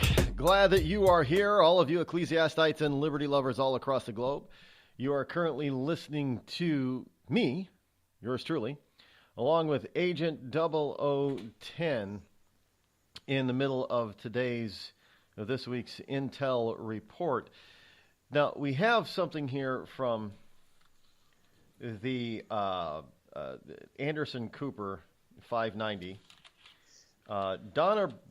Talking about Donna Brazil with Robbie Mook. And now this is something I find is interesting, because this is what the left has been trying to do with Donna Brazil. They're just trying to act like they're not all that interested in what she has to say. But this is what Robbie Mook had to say when Anderson Cooper asked him about Donna Brazil. Sounds like CNN looked into it and took action as they saw fit. But again, Anderson, I'm just not interested in these things in the past. This is why we've got to move beyond 2016. We have a governor's election less than a week away in Virginia. We've got critical midterm elections. And I can't say it enough. This tax plan the Republicans are proposing is outrageous. So that's the fight. So let's obfuscate the facts about Donna Brazil. A true Democratic insider. He's not interested. That's so 2016, Agent. That's so 2016. Okay. When it comes to their dirty laundry, that's so blasé. That's so yesterday. But then when it comes to somebody else's dirty laundry from yesterday, oh no, that's current. No, that's current. See, it's basically like playing poker. When you're playing poker, you put on a poker face and you can do the bluff. Well, basically the Democrats are, playing the bluff. And the fact remains is that now, the Steele dossier was also 2016, but yet it's still being used to this day. Right now, this very nanosecond is being used to try to persecute the President of the United States and other members of his campaign. Because, mind you, it's not a dozen or half a dozen. Thousands of people within that communicated with the Trump campaign or had some kind of contact with the Trump campaign were also being monitored. But that's okay. We're going to use that false information, because it's a simple fact that if you use in the law with police departments, if you use false information to do a stakeout or to do surveillance on someone, then guess what? The surveillance is null and void. It is an illegal surveillance. That's not applying to this situation, because we all know that everything that cannot be disproven in that dossier, because it's like trying to disprove something that didn't happen. Okay, well, disprove that you didn't suck your thumb when you were in your mother's womb. Well, how the hell can I disprove that? You can't. So therefore, it's a case of whatever can't be disproven has also been proven to be false. So basically the whole thing, like I told you months ago, is utter garbage, because I read the Steele dossier and it is garbage, total garbage. So they're using that to this day, which is illegal, mind you. But yet what they did is so yesterday. But here's the fact. Here's something we haven't talked about. Nobody's talked about this. Proven fact. Hillary Clinton bailed out the DNC. Fact. Hillary Clinton was running the DNC as basically a hit piece against Bernie Sanders and then against Donald Trump. Fact. They're still bailing out the DNC. Because, mind you, their donations are nowhere near what the RNC is getting. Their donations are down astronomically. How are they staying afloat? Oh, yeah, the Clintons. So the Clintons are still running the DNC. Now, a lot of people, especially conservatives, are saying, well, this is the end of the Clinton regime. No, it's not, dumbass. No, it's not. Think about this. They are still bailing out the DNC financially. They won't go away. They won't go. In fact, there was just had something earlier. What, Monday? I brought something to the show that says that Hillary, is she ramping up? She again for another run at something because they're gathering their forces to raise money again. Like, are we not going to be rid of these? Well, the reason why we're not going to be rid of them completely is because we have Chelsea Clinton. Who's now, people are talking about, well, she has aspirations to follow in her mother's footsteps. God help us if that's actually true. But I'm starting to believe it is because of what Chelsea Clinton has been doing lately, where she's been speaking and giving speeches and the money that they're still raising. And the question is where is this money coming from? Is it still coming from the good old, Weinstein is gone. He's out.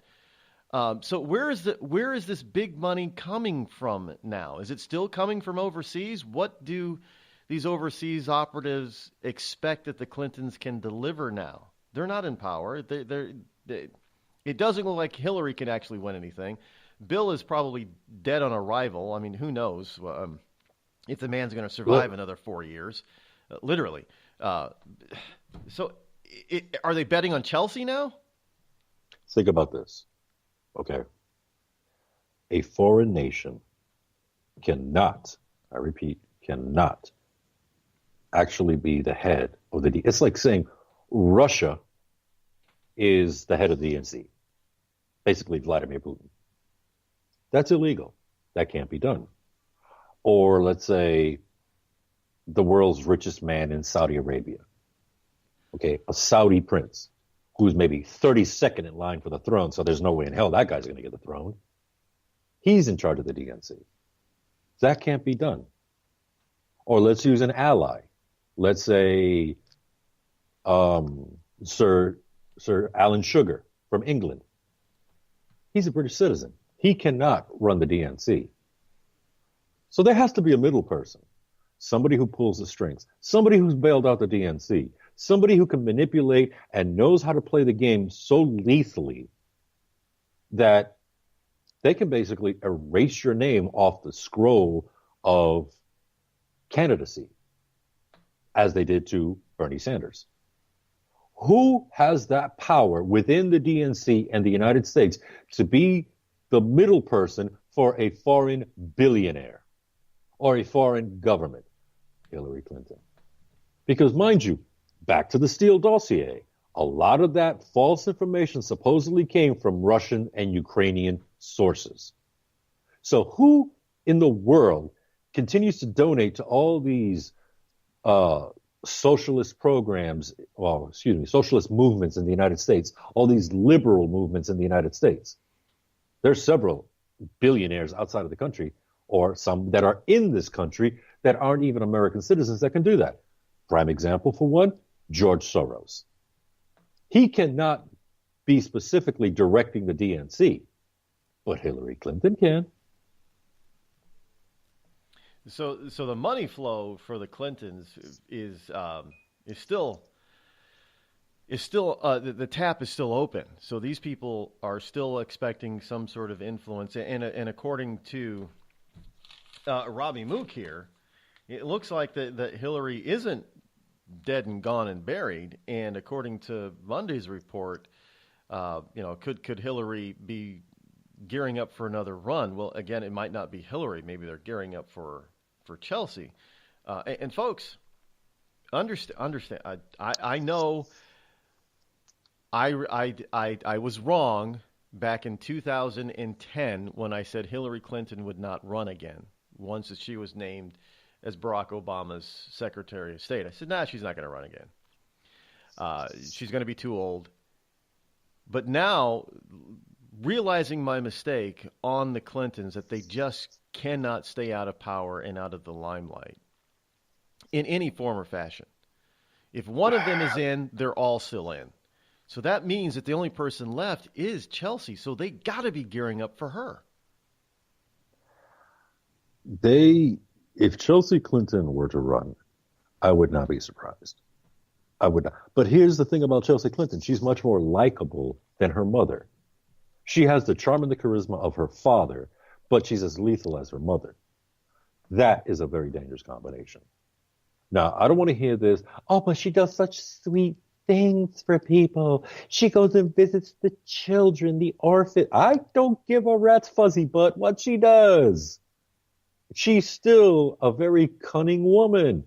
And now, with you know that what? said, if she's that cunning, do you think that she's in the inner circle? Do you think she knew about this dossier and where it came from, how they got it? Do you think she was part of that decision-making process along with her mother to use this crap? Let me give you a perfect example of why I'm saying yes. And here's why. Phil Raines, he was the assistant director to the State Department. Okay? He was one of the top dogs at the State Department. Remember that name? Phil Raines. Now, Phil Raines did what you might call a study, and he said, you know what? We can use some information to destroy Mitt Romney, to make him look less understanding about women's issues, because he has nothing but sons. That's an actual email that anybody can get on WikiLeaks. I saw this email. I even had a copy of it. And it was addressed to Hillary Clinton and another person. That other person was Chelsea Clinton under her disguised name. She had created an email that she can receive mail from other people as far as campaign or pertinent information. Guess what? Hillary Clinton and Chelsea Clinton were in on this with Phil Raines, who at the time was working for the State Department doing campaign work, which is also illegal. That if you are working for the federal government and you're going to work on somebody's campaign, you are to recuse yourself or take a leave of absence so you can work on that campaign. Phil Raines never did that. And we see what happened to Mitt Romney with it, the dog on the roof and the Mitt Romney was anti-woman. And how do you make Mitt Romney, probably one of the nicest guys and politicians of all time, how do you make him out to be a devil? An anti-family, anti-female. The guy's a Mormon. There's nobody there's nobody left in this country that is probably more pro-woman, more pro-family than the Mormons. I mean, I'm not a Mormon, but let's be honest about it. How do you turn that guy into the devil? I mean, it makes me laugh because, that guy, he's anti-women because he's got nothing but sons. Really? So his mother's name was Mike? His wife's name is Larry? Is that what you're telling me? He came from the womb of a guy? No, there are women in his life. They're called grandmothers, mother, wife, nieces. There are women in his life. Just because he has nothing but sons, that doesn't mean that he has no women in his life. That doesn't mean he doesn't talk to them. That doesn't mean that he doesn't communicate with them and try to listen to what they have to say. That doesn't mean he doesn't respect women either. I mean, really. I mean, that's just like saying, because you're white, you don't understand what it's like to be a man. Huh? Well, it's possible because, too, like Mike Pence, they can't get him on any impropriety because they don't travel in those impropriety types of circles. They stay far from it. You can't get Mike Pence on a sexual charge because he doesn't go anywhere with women alone with them. He's never alone with women without somebody else being there, or especially his wife. The same thing with Mitt Romney. He wasn't often alone with women. So all this stuff could not stick. But they did make some stuff stick, obviously. But again, this is all the stuff that they themselves were doing that they're trying to accuse other people of doing. So lastly this morning, when we're getting into this Donna Brazile stuff and we're getting into the Christopher Steele dossier, do you think that there is another document that the Clintons or the DNC is going to bring out for the midterms or even in 2020? And it doesn't necessarily have to be against Donald Trump, but is there something that you're seeing that might come forward for the 2018 or 2020 election? Yeah. Yes, I do. Yes, I do.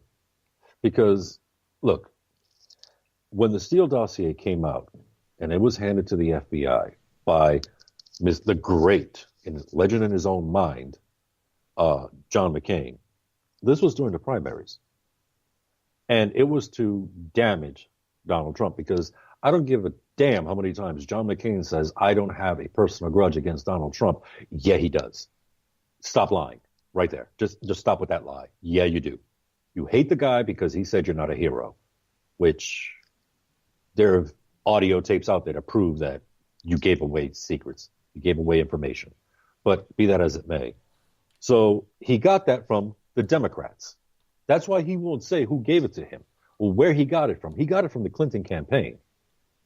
So therefore, John McCain was working against the Trump campaign in favor of the Clinton campaign, which goes against all the Republicans in his jurisdiction will go nuts if he ever admitted to that. So Fusion GPS is a very well-known entity in Washington, D.C. People go to them all the time, or at least they used to. Here's the catch. They're not the only ones. They, I am sure, have worked with other entities, other private intelligence gathering companies to get information. Now, Fusion GPS is one of those companies that does not have a government contract with the CIA or the NSA, such as Booz Allen or CACI. These people have contracts, and they're pretty secure in these contracts. Fusion GPS does not have one of those contracts. So, of course, they're going to take money from political sources.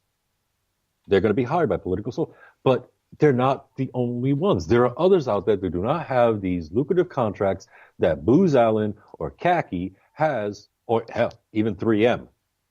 They do not have these contracts with the NSA, the CIA, or the FBI, or the DEA, or so on and so forth, the rest of the alphabet groups. These are people that want to make money, and they will do political espionage. And if they have to, they will make stuff up. DC is chock full of them. Well, there you go. So this is, we haven't heard the end of this stuff yet. Not on this Steele dossier. Not on any of this this kind of crap from the we haven't heard the last of the Clintons. In other words, and of course they're probably grooming people to be Clinton-esque and Clinton-like because there's only one Clinton left, and that's Chelsea. So they got to groom somebody else too, along with Chelsea. So I'm just wondering who that. She's the most dangerous one. She is the most dangerous one. She has her father's charm. She can learn to be ruthless like her mother, and she also still has her mother alive and kicking that can be ruthless for her. Chelsea Clinton is the most dangerous of the three Clintons. That's a scary thought. Well, it's as usual, great stuff. Great talking to you, my friends. Stay safe. Thank you again for all your knowledge and your insight and your digging. Keep digging, but hey, stay safe, will you? That's no fun. Get out of here with that nonsense. That's no fun. You guys have a great one, and I'll talk to you guys later. Talk to you Take later. care, folks. Bye-bye. Hey, don't go anywhere, folks. We still got over an hour left to go. We'll be right back.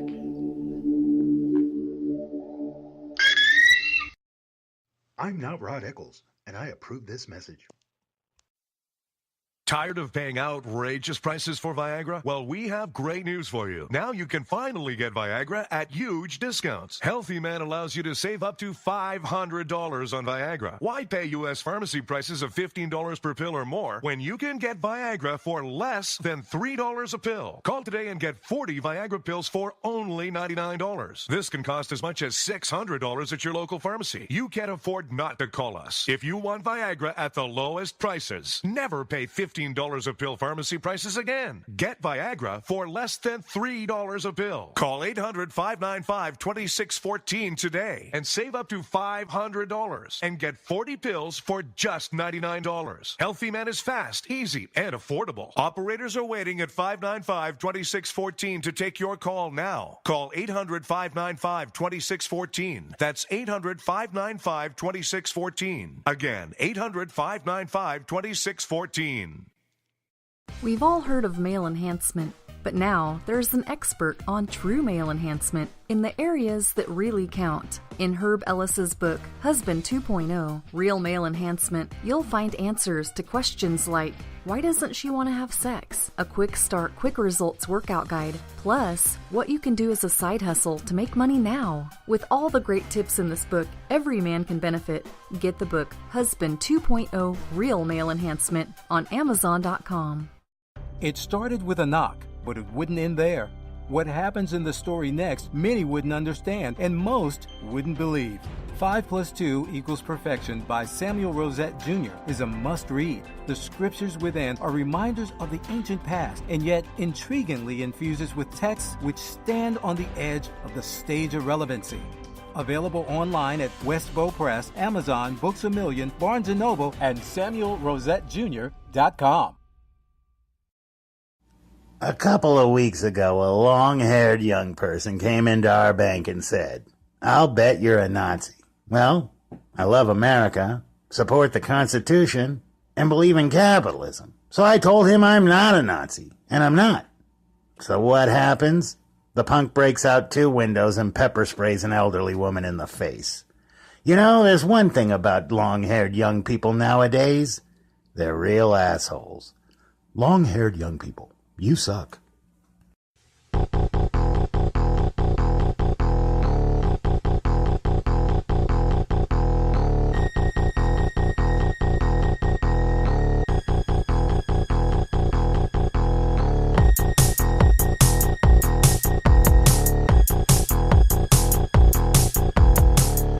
There's some news out there about that relates to Judge Moore in the fact that there's a robocall going on out there now, I guess.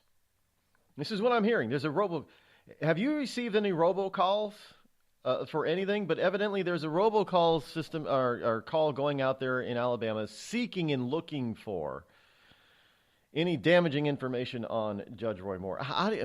You don't... Of course, if you're going to call a whole bunch of people and ask for some dirt, you're going to find some dirt. But is the dirt going to be truthful dirt? Is it going to be real dirt? Or is it going to be that fake dirt?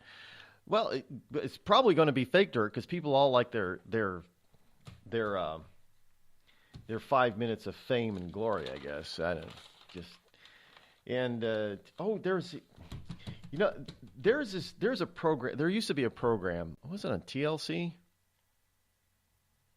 I think it was TLC about lottery millionaires. Now the lottery ruined my life type of thing. Well, evidently here there's a story, a vague story here that the ugly side of lottery winnings. Evidently there's somebody who is they from Indiana. They won $30 million 5 years ago. They're filing for bankruptcy. How do you win? You know how you win $30 million and go bankrupt? It's because you don't know what you're doing. Because you've never had that kind of money before. You take your old lifestyle habits and then you just amp them up to match them to the amount of money that you just won. And before you know it, in 5 to 7 years, you're broke again. Well, this is the same... Happens all the time. We get the same thing that happens with people in Congress. They get all this money ahead, down there in D.C., and then they think they can just spend, and that they're always going to have more money coming in. Well, it ends at some point. It really does. But in any case, anyway, we still got an hour to go, folks. So tune in. We'll be right back after this break. It was just another quiet Saturday at the Johnson home. Honey, have you seen the hammer? It's in the garage. Oh, no, not the garage. Later that same day... Dad, I can't find the bicycle pump. Son, I'm afraid it's in the garage. The garage? Then the following Tuesday... Howard, where's the car? It's in the garage. Does your garage look like a giant yard sale without the yard? Do you cringe at the thought of entering your garage?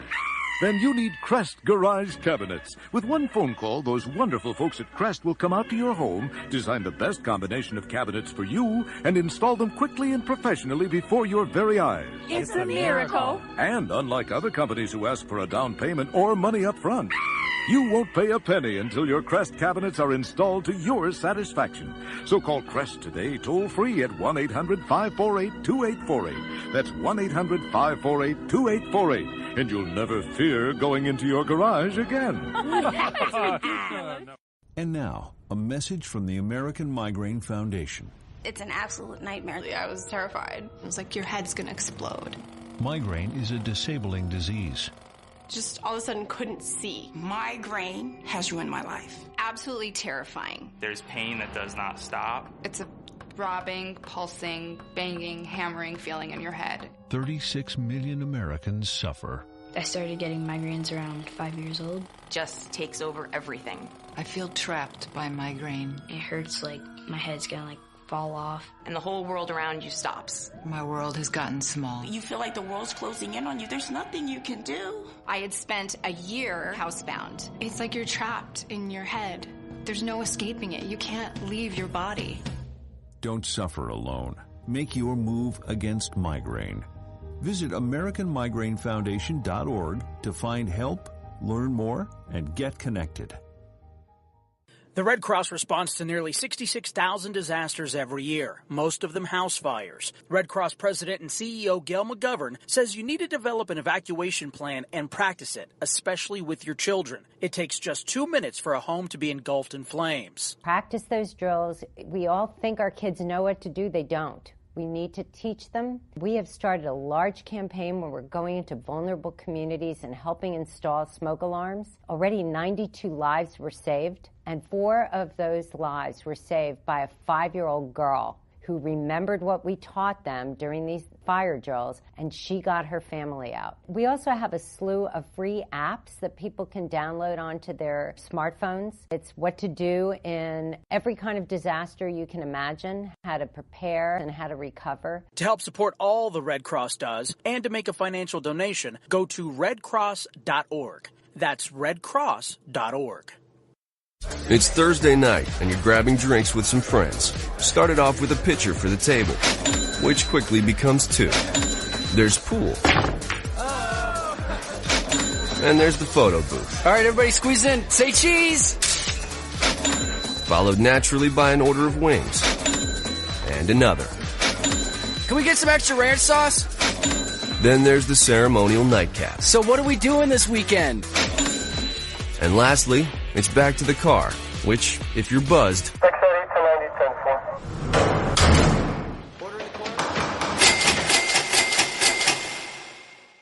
could be the most expensive night of your life. Getting pulled over for buzzed driving could cost you around $10,000 in fines, legal fees, and increased insurance rates. Nothing kills a buzz like getting pulled over for buzzed driving, because buzzed driving is drunk driving. Brought to you by the National Highway Traffic Safety Administration and the Ad Council.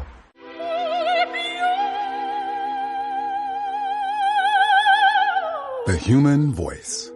It can be sweet as music, powerful as thunder, And so, my fellow Americans, cheerful as laughter. But for millions of people, it can also be a sign of COPD. This serious lung disease can make it so hard to breathe, you often can't catch a breath or finish a sentence, let alone carry a tune. And many who have COPD don't even know it. That's where your voice comes in. If you think you or a loved one have symptoms, talk with a healthcare provider. Early diagnosis can mean better treatments and quality of life. Join us in raising our voices for the millions with COPD who can't. Learn more, breathe better at NIH.gov.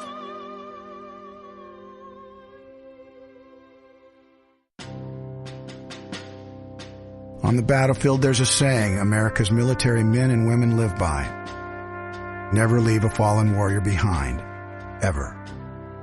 Off the battlefield, Wounded Warrior Project operates with the same goal. We leave no warrior behind. Wounded Warrior Project is a non-profit organization created to help our men and women returning home with the scars of war. Whether those scars are physical or mental, we're here to make sure that they heal. And whether it's helping those with post-traumatic stress disorder live a normal life again, or giving much-needed support to injured warriors in veterans' hospitals, Because no one deserves our help more than the men and women who risk their lives to keep us safe. Wounded Warrior Project. We never leave a fallen warrior behind. Ever. Learn more about what we do at woundedwarriorproject.org. Every day, the men and women of the United States Marine Corps demonstrate their commitment to defend the American way of life. Since 1775, we have served our nation as a force in readiness. From combat operations to humanitarian assistance in every corner of the world. No matter where the mission takes us today, or wherever our country needs us tomorrow, we always remember the land we call home. As Marines, we take a stand for each other, for our nation, for us all. The few, the proud, the Marines.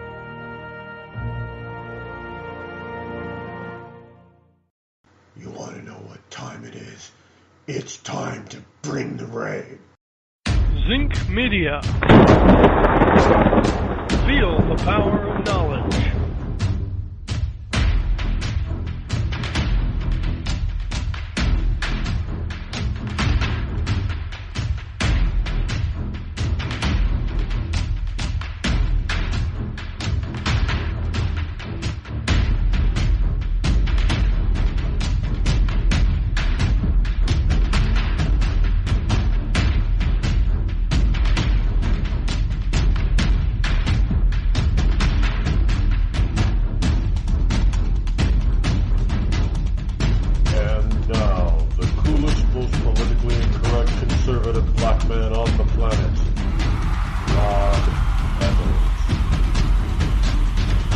Welcome back. Hour number 3 here on the Rod Eccles Show. The fastest 3 hours on Internet Talk Radio is right here. Welcome to you, all of you who are liberty lovers and ecclesiastites all across the globe. Glad that you are here on this Wednesday, Hump Day, November number 15, the year of our Lord 2017, here in northern New England.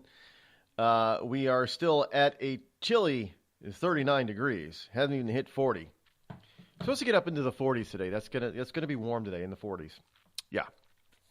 Anyway, so much for global warming. Just, I know. Climate is not the same as weather, Rod. Well, and I've already explained why that's a lie.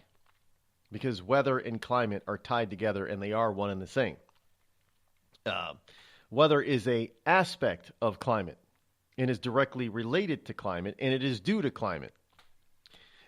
But you can't tell a liberal that when they're trying to force their stupidity down your throat when it comes to man-made climate change. But we are here to tell the truth about all this stuff. We tell the truth about all the things here. Well, even if I don't like the truth is the truth. The only way you can make any real changes, any lasting changes, is if you know the truth. So even the truth that you don't like, it's important to know it, because otherwise you can't make effective, accurate changes. In other words, the truth is the truth, yes, but you can change the truth, the aspect of the truth, by how you react to it. Do you make positive changes or negative changes? Well, if somebody's telling you a lie, how are you going to make... Hey, if nobody's committing sexual harassment on Capitol Hill, then how can you make any effective, honest changes to the way things work as far between the sexes on Capitol Hill? You can't. If everybody lies about it, you can't make any real changes. So you gotta, as ugly as the truth is, you gotta know it. And I'm just here to find the truth. And here's something that is a little bit truthful that I guess they don't like on the left. Arianna Huffington is being accused of ignoring sexual misconduct at the Huffington Post. Now, last time I checked, Arianna Huffington is a female. She was born a female. She's not a trans. As far as I know, Arianna Huffington is not a transgendered. But how does that work? If you're a man who transition to a woman. You're a transgendered woman, right? Isn't that how that works? And if you're a female, DNA female, and you transitioned over to being a male, you're a transgendered man.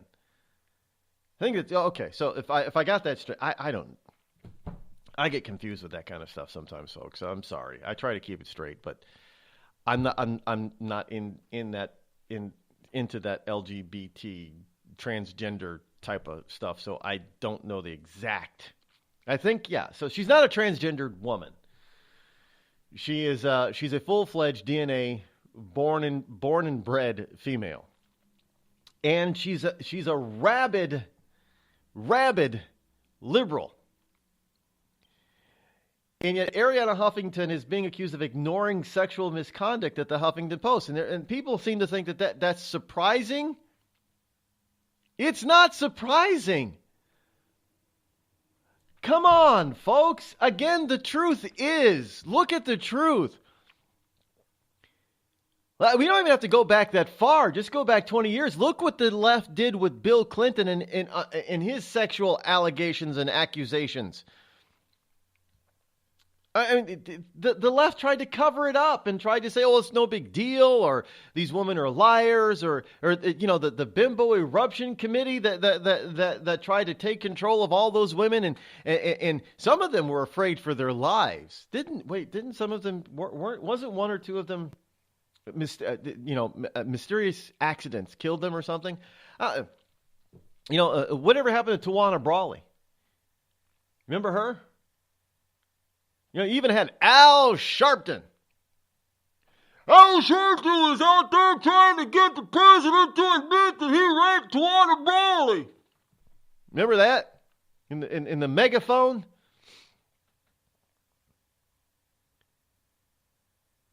And you transition 20 years later and look what happens.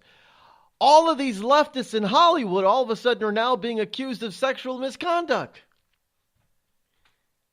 And it's been going on for years, decades, and people are surprised that, there may have been sexual misconduct at the Huffington Post that Ariana Huffington ignored.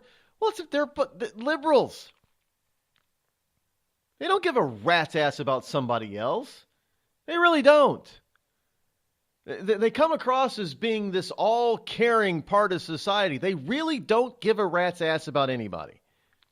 Nobody but themselves, and maybe their immediate circle of friends and family. That's it. Whatever they and their immediate circle of family and friends can get. That's what they care about. They don't care about anybody else. Because if they did, all of this stuff that has been happening would not have been committed or done by liberal Democrats. All this stuff would have been Republicans and conservatives, because remember, Republicans and conservatives are mean, cruel, anti-human, anti-earth, anti-animal. We're anti-everything. We're selfish. We're mean. We don't share our money. We don't do anything like that. Only the left does. The reality is it's the left that doesn't give a flip about anybody else other than themselves. What can they get? What can you do for me? That's their mantra. What can I get out of this? If you're being sexually harassed, it's like, well, you're not a close friend of mine, and it's not me being harassed, so what do I care? It's no big deal. It's just sex. Everybody likes sex. Now understand, this is also the party and the group of people that were all for, free love, the sexual revolution. So they brought all this stuff on. And then he decided, because they were the heads and the priests and priestesses of the sexual revolution of the in the Church of the Sexual Revolution, they decided that they had to come up with some rules to protect people. So we got all of this politically correct anti-sexual harassment stuff. Back in the 60s, I know the TV show Mad Men was big on this. And they showed some of the stuff that was pretty awful to women. What guys did to women in the office and what they said, and and how women, because of the way women dress, or, we saw that. Well, political correctness in the sexual revolution ended that. Well, it was supposed to have ended that. Now, I've worked for, a number of corporations, large and small, and I had to go through all of those stupid anti-sexual harassment seminars and training sessions and things like that when you join a new company. It's all ridiculous. It's at the point now where liberals have got to the point where you cannot compliment a member of the opposite sex on how they look. And indeed, you get some liberal women who get upset. Hey, that's a beautiful pantsuit or a beautiful dress. You look really nice today. They get upset with that. As if, well, then why do you spend so much time getting dressed and looking good? Why do you spend so much money on designer clothing if you don't want anybody to compliment you? Just because somebody says you look nice today is not sexual harassment. They're not trying to get in your pants. They're paying you. Whatever happened to compliment? Well, I guess we can't do that now, but we can sure as hell hide real sexual harassment and real sexual misconduct in liberal-run organizations like the Huffington Post. Yeah, let something like that happen in, say, I don't know, a Koch Industries company or office, and watch all holy hell break loose. You do it with within a liberal. Look, Hollywood is a perfect example. Run by liberals. By the way, isn't this the same Hollywood that's supposed to be all open to diversity? This is also the same Hollywood where Will Smith and a bunch of other blacks a few years ago at the Oscars said it was the white Oscars, and they boycotted because they all said, "Hey, Hollywood is racist." You get a number of Hollywood stars that are saying Hollywood is racist. I thought Hollywood was full of a bunch of liberals that were loving and all inclusive and all caring. And by the way, Hollywood is also the same place where there is a huge pay disparity between actresses and actors. Male actors can get millions and millions of dollars more per movie than a female actor. But who's out there hollering about, the pay disparity between male and female in the workplace? There it's happening in Hollywood.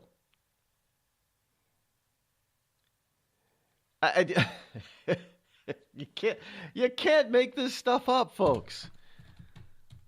That's why I always say, the liberal left is always out there pointing their fingers at us on the right, but there are three fingers pointing back at the left, which means they're doing the stuff that they're accusing us of doing, and they're doing at least 3 times more of it than we are. Now, that's a huge understatement. It's just like the violence. I mean, yeah. The NRA and right wingers, they're all for gun violence. When the vast majority of gun violence committed in this country, when it makes the news, it's by a leftist. When was the last time you saw a bunch of right wing people like, I don't know, Tea Party members or conservative members or Christian members? When was the last time you saw any right wing group marching down a street, protesting, and that protest or march erupt into violence, vandalism, and destruction of personal and business property? When's the last time you saw that? Yeah, right, it's never happened. But how many times have we seen a liberal demonstration or protest or march that has ended up in massive millions of dollars in damage? Occupy Wall Street. Remember that movement? Remember that, folks? How much damage did the Occupy Wall Street movement do? Millions of dollars across the country. Black Lives Matter. Millions of dollars of damage across the country. Antifa. Millions of dollars of damage across the country. Tea Party. Not a dime. The Million Woman, or the bikers, Million Bikers, upon D.C. Not a dime in damage. Think of any conservative-based group that has gotten together en masse in large numbers for protest, for a march, a parade. Other than normal wear and tear and a bit of garbage here, not a single dime in damage. That's the truth. They're not setting limousines on fire. We don't bust windows open or out in businesses. We don't threaten people in their homes.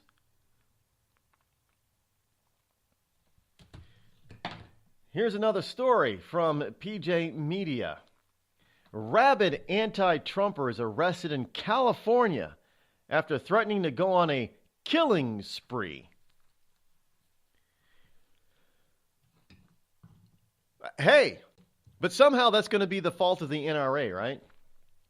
I'm just saying, somehow the NRA is going to be at fault for this guy who is, again, from the annals of you can't make this stuff up. David Kenneth Smith. He's a rabid anti-Trumper, and his story didn't fit any convenient narrative, of course. So the news of his arrest was treated as a local story with no national significance. However, if he had been a right-wing activist, you better believe he would have been front page story in news on every paper and at every national TV news outlet in the country. Smith, 39, was arrested in Orange County, of all places, California, on November 2nd, following an investigation involving the Joint Terrorism Task Force. He was charged with one felony count of making criminal threats after threatening a university professor through emails and posting threatening YouTube videos. In one, he talked about going on a killing spree. And he posted, I also thought that liberals were supposed to hate guns, but he posted a picture and video of him with his gun. A semi-automatic. That could have done some real damage if he had gone on a kill. You can't make this stuff up, folks. You just can't.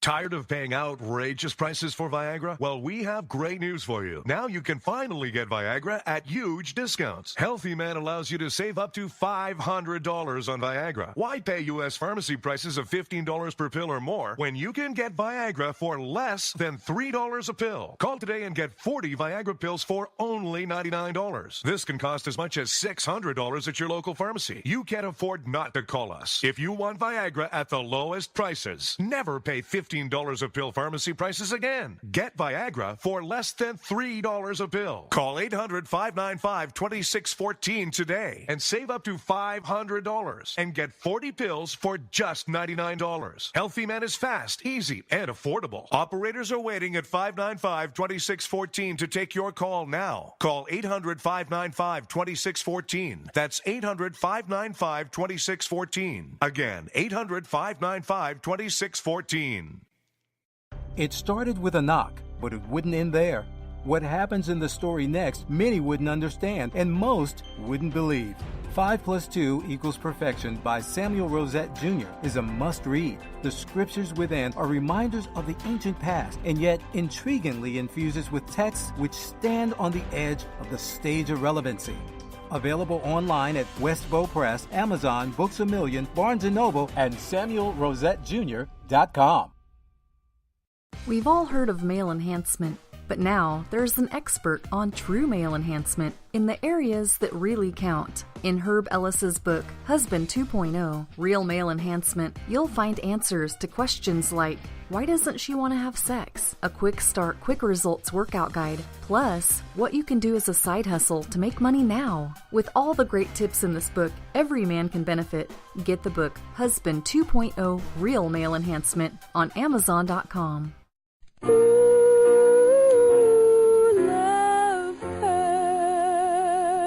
Yes, love hurts. It can hurt emotionally, but more important, it can also hurt you physically. It can hurt you in a way which nobody who owns a hot tub and lives in California can afford to be unaware of. Yes, I'm talking about California hot tub rectal gonorrhea. This painful, incurable disease can make an enjoyable soak in a hot tub with family, friends, and dog into a literally unforgettable experience. If you catch California hot tub rectal gonorrhea, not only will you walk around feeling like you're about to pass a twisted sardine can lid, you'll also smell like a pile of burning tractor tires. So don't jump out of the frying pan and into the hot tub, because if you get California hot tub rectal gonorrhea, it'll really burn your ass. This has been a public service message brought to you by the Citizens Against CHTRG Foundation. California hot tub rectal gonorrhea. We're not going to take it sitting down.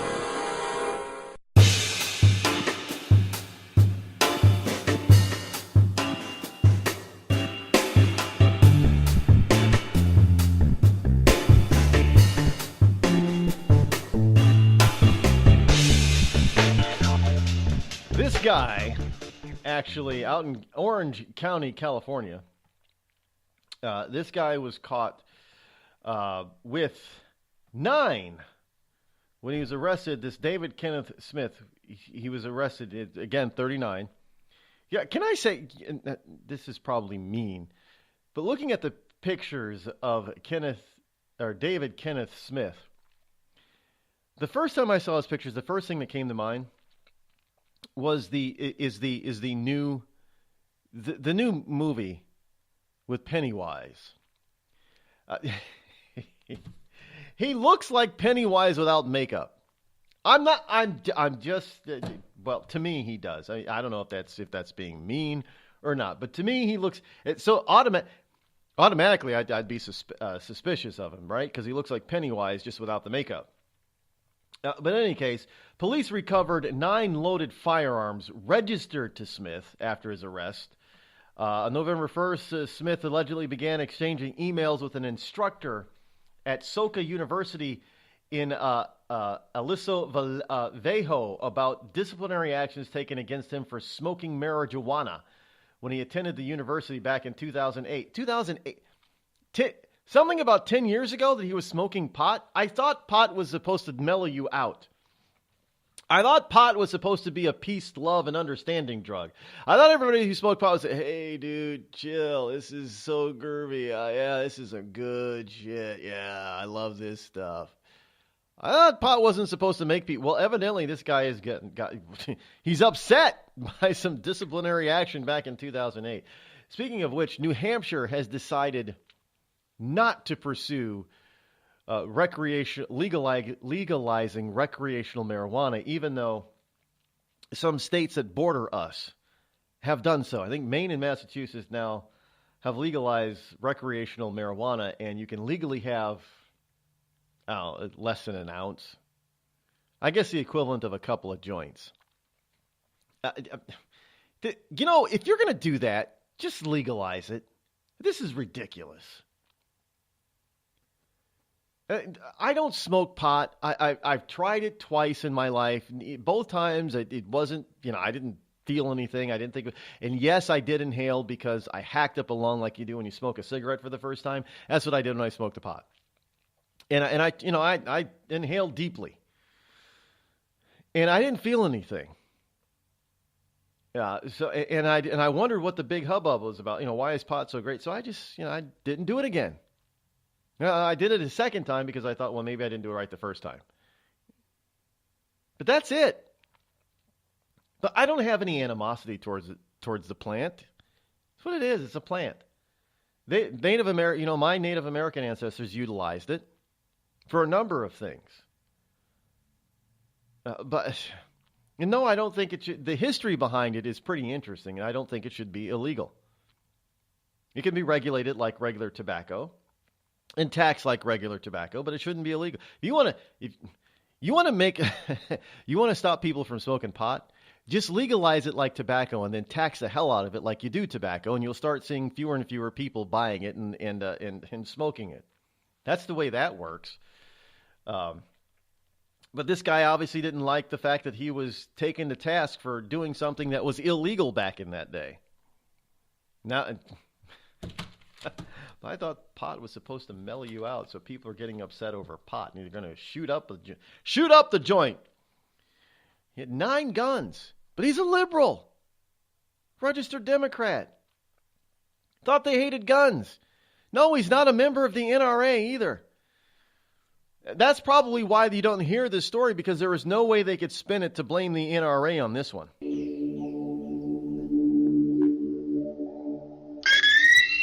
You might be surprised to learn who has Crohn's disease or ulcerative colitis. Nearly 1 in 200 Americans are suffering with the debilitating pain and constant disruption of these inflammatory bowel diseases, or IBD. Chances are you know someone with IBD. For example, your neighbor or coworker. The Crohn's and Colitis Foundation was created to help patients cope and to find a cure. People with IBD can't wait. Won't you help someone you know? Visit www.escapethestall.com today. Were you born from 1945 to 1965? People born during these years are 5 times more likely to have hepatitis C. But most people don't know they are infected. So even if you try to eat right, exercise, and take care of yourself, you can still have hepatitis C, a serious liver disease that often has no symptoms. In fact, people can live with hepatitis C for decades without feeling or looking sick. But over time, hepatitis C can cause serious health problems, including liver damage, liver failure, or even liver cancer. Getting tested is the only way to know if you're infected with hepatitis C. That's why the CDC recommends everyone born from 1945 to 1965 get a blood test for hepatitis C. Treatments are available that can cure this disease. So talk to your doctor about getting tested. It could save your life. A message from the CDC. Everyone is talking about healthcare these days. America spends twice that of other developed countries on our healthcare system, yet our health ranks near the bottom. How can we stop spending so much and getting so little? Shifting to a system based on primary care can help fix the problem. Patients with a primary care doctor live longer, healthier lives and are less likely to suffer from cancer, heart disease, or stroke. Primary care that is comprehensive and coordinated also saves money. Patients who have a primary care doctor spend 30% less on health care than patients who don't. States with a high number of primary care doctors have lower health care costs and higher quality care. Primary care can help make America healthy again. To learn more about the benefits of primary care, visit www.healthisprimary.org. This message is brought to you by America's Family Physicians. It's been called shell shock, war neurosis, and battle fatigue. Today, we call it post-traumatic stress disorder, and it affects 1 out of every 5 warriors returning from battle in Iraq and Afghanistan. The Wounded Warrior Project offers comfort and support for warriors with PTSD and all other scars of war, whether those scars are visible or hidden. Find out how to help, because for warriors, the greatest casualty is being forgotten. Please visit woundedwarriorproject.org. The Amazon's rainforest is being cut down so fast that by 2030, 55% of it could be completely wiped out. The Earth's forests can't speak up when they need help, but we can. Be the voice for those who have no voice. Visit worldwildlife.org. There's a threat targeting America. One that's growing fast, but may still be hard to see. Lyme disease. Spread by tiny ticks, often smaller than the head of a pin. This dangerous disease is now more widespread than West Nile, tuberculosis, and HIV/AIDS combined. And if left untreated, it can lead to arthritis, facial paralysis, and even memory and concentration problems, often called brain fog. As the threat of Lyme disease grows to more than 300,000 projected cases each year, it's time for us to target Lyme disease. That means checking for ticks when you've been outside, even in your own backyard. It means seeing a doctor if you experience the symptoms of Lyme disease, which can include joint pain, flu-like symptoms, fever, fatigue, or sometimes a bullseye-shaped rash. Set your sights on stopping Lyme. Learn how you can target Lyme disease at targetlyme.org. Dad, we need to talk. Can we just enjoy the drive? If you're not going to listen to me, who will we listen to? Jeffrey. Ah! Marcia Gay Harden, what? Eyes on the road, Dad. What are you doing? What are you doing in my back seat? How did you get in here? You're getting older. Not that old. Your brain's changing. It's natural. Yeah, That's what I was saying. Honey, I've got experience with this. Jeffrey, brain health is all about making the most of your brain as you age and helping to reduce some of the risks to your brain. Really? Now that's interesting. So, you'll talk to her about this, but not me. Marcia Gay Harden? Where did she go? Learn what you can do to help keep your brain healthy at brainhealth.gov. She didn't say goodbye? I mean, I would have. Visit brainhealth.gov.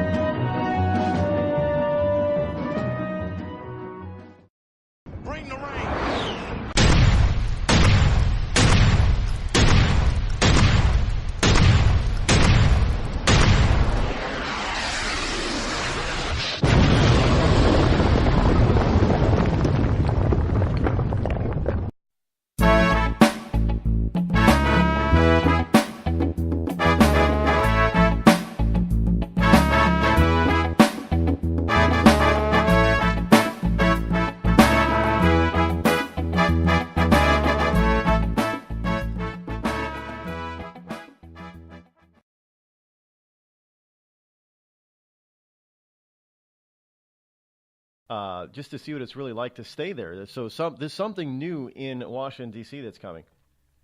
I might go to D.C. just to stay here one night, just to check it out, see what the experience is. Live as an anti-Trumper. So coming soon, according to Bloomberg, is an anti-Trump hotel for liberals. Now, I don't know how they're going to. I guess maybe there's going to be you have to be a liberal. You have to prove you're a liberal before you can stay there. Now, expect counterculture art, progressive fireside chats, and craft materials for your next great protest poster when you stay at this new anti-Trump hotel for liberals. The first thing you'll see when you walk into Eaton Workshop, a hotel opening in late spring of 2018 in Washington, is a custom commission video art installation by A.J. Schnack. Yes, that's right, Schnack. S-C-H-N-A-C-K. Schnack. Shown on a series of vintage-style television screens all day long.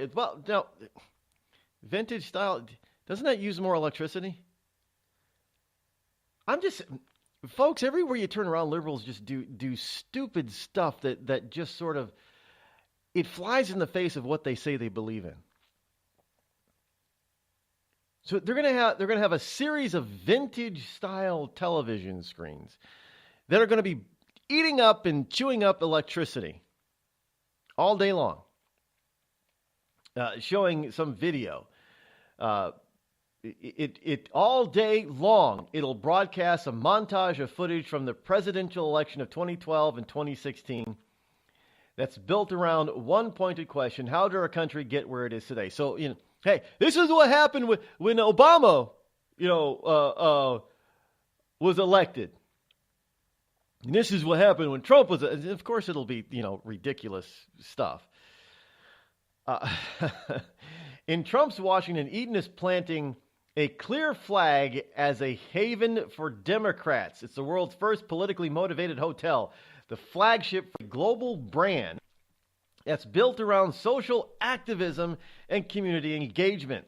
And it comes with a pedigree as a daughter of Ka-Shu Lo, the creator and executive chairman of Hong Kong-based Longham Hospitality Group Limited. Founder Catherine Lo knows a thing or two about luxury hotels and world-class services. But liberals, one, first of all, they're not supposed to have any money.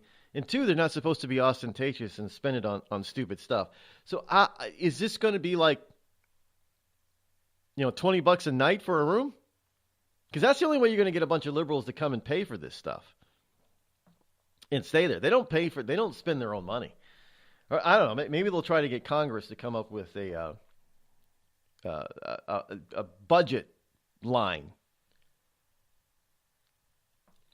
A new government program that'll help people pay for to stay in liberal liberal hotels. So yes, the Eaton Workshop Hotel is expected to actually open in spring of 2018.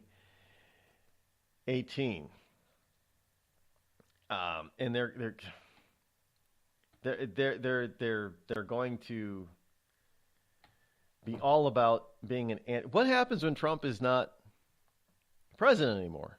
Whether he gets defeated in 2020 or he, term limits out in 2024. What are they going to do then? Is it going to turn into a museum of anti-Trump? Look, one way or the other, unless he decides not to, one way or the other, I do believe that in 2024, Mike Pence will be president of the United States.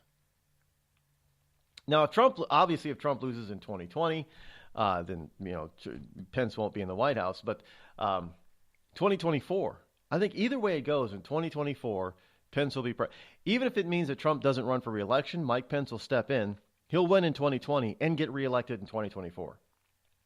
I firmly believe that. So at some point in 2024, either first term or second term, Mike Pence will be president. Be president. I don't have a problem with that. I like Pence. Now I know he's not the most conservative. Well, neither is Trump. Trump isn't a conservative of conservatives either. But Pence is pretty damn conservative. He really is. He's a smart guy. Now, you want to talk about a guy that doesn't have scandal that follows him. That's Mike Pence. The Democrats are hard-pressed to find stuff. If they can find stuff on Mitt Romney and twist it and turn it, then they can do the same thing with Mike Pence. But just think about this. We're talking about another nice guy who loves his wife and family, who does things based on his religious faith, his beliefs. He really follows his belief. He doesn't get caught where he shouldn't be at. And just an overall nice guy, even though he's in politics. He's like a Mitt Romney. But he, what is he, a First Baptist, Methodist?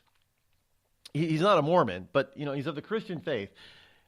So he's like, so what are they going to get him on? Forgetting the dog on the roof of his car? Is that it? They have nothing on Mike Pence. So they will. I know that they'll try, just like they did with Romney. They'll invent something or twist something. But if Pence were to run for president, which I believe he will, would you vote for him? I would. I would in a heartbeat. Now, I know what he's at. Well, Rod, he's out there, he's promoting the Trump agenda. I don't fully agree with the Trump agenda. Well, Trump is his boss. Of course he's going to promote the full-on Trump agenda. But knowing what Trump did or what Pence did as governor of his state, I'm pretty comfortable with him being president. Is he a little bit more right to the political right than Trump? Yes. Now, of course that makes me more comfortable. I don't have a problem with that. I know there are some people. There are the Ted Cruzers out there that are going to. No, it's Ted Cruz's turn, man. Ted Cruz is not going to be president. I'm telling you right now, Ted Cruz will not be president of the United States. I will be shocked. I know I was wrong about Hillary Clinton not running, and she did run after her surprising loss to Barack Obama. She ran again. But I would be surprised if, I'm not saying that Ted Cruz won't run again. He probably will, but I'll be surprised if he wins. I don't think Ted Cruz can win the Republican nomination. But if he does, he'll lose the general election. I'm telling you that right now. Ted Cruz will not be president. You got a better shot with Mike Pence. And I think that he will get there. New Republic, they're still talking about Trump's foreign Asia, his Asia tour. Liberals are just becoming knee-jerk anti-Trumpists. So whatever Trump does is automatically the liberals are just going to jump on it and be anti about it. They can't even think of anything positive for themselves. Really. I mean, not to give Trump any compliments. They can't even think of anything positive spin a positive out of what Trump is doing. Hey, well, I mean, they tried in Virginia. This is a huge win in the Virginia gubernatorial race. It's a national referendum against Trump, which was dumb. That was the wrong fight to pick because nobody in the Virginia gubernatorial race was a pro-Trumper. They were all anti-Trumpers.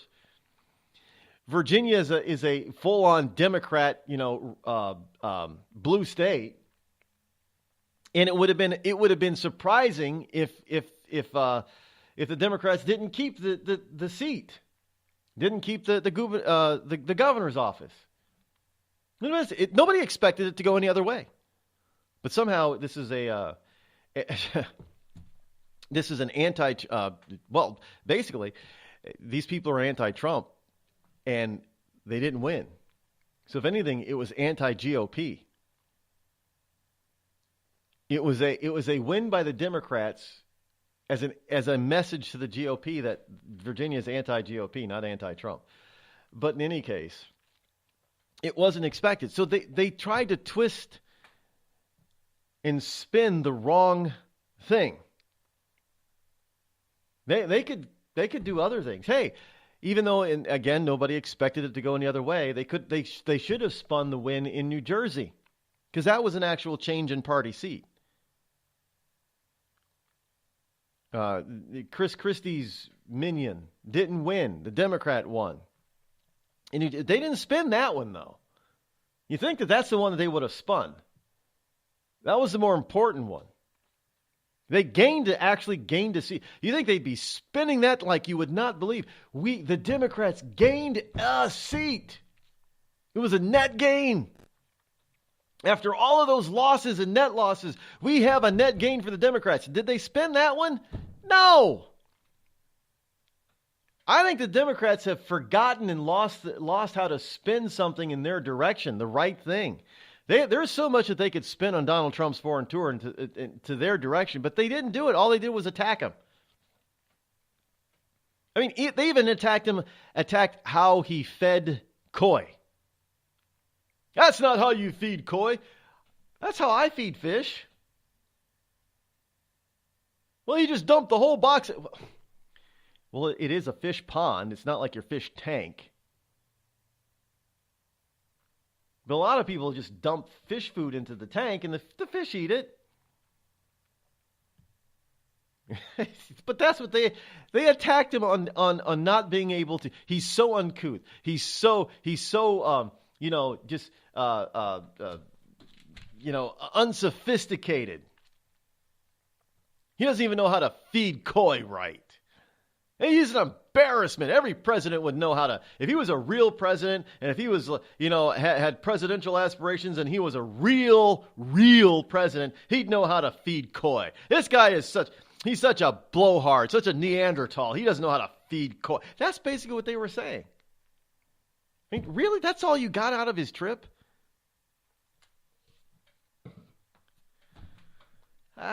Well, you can't. Stupid is as stupid does, folks. If they can't even look, they're gonna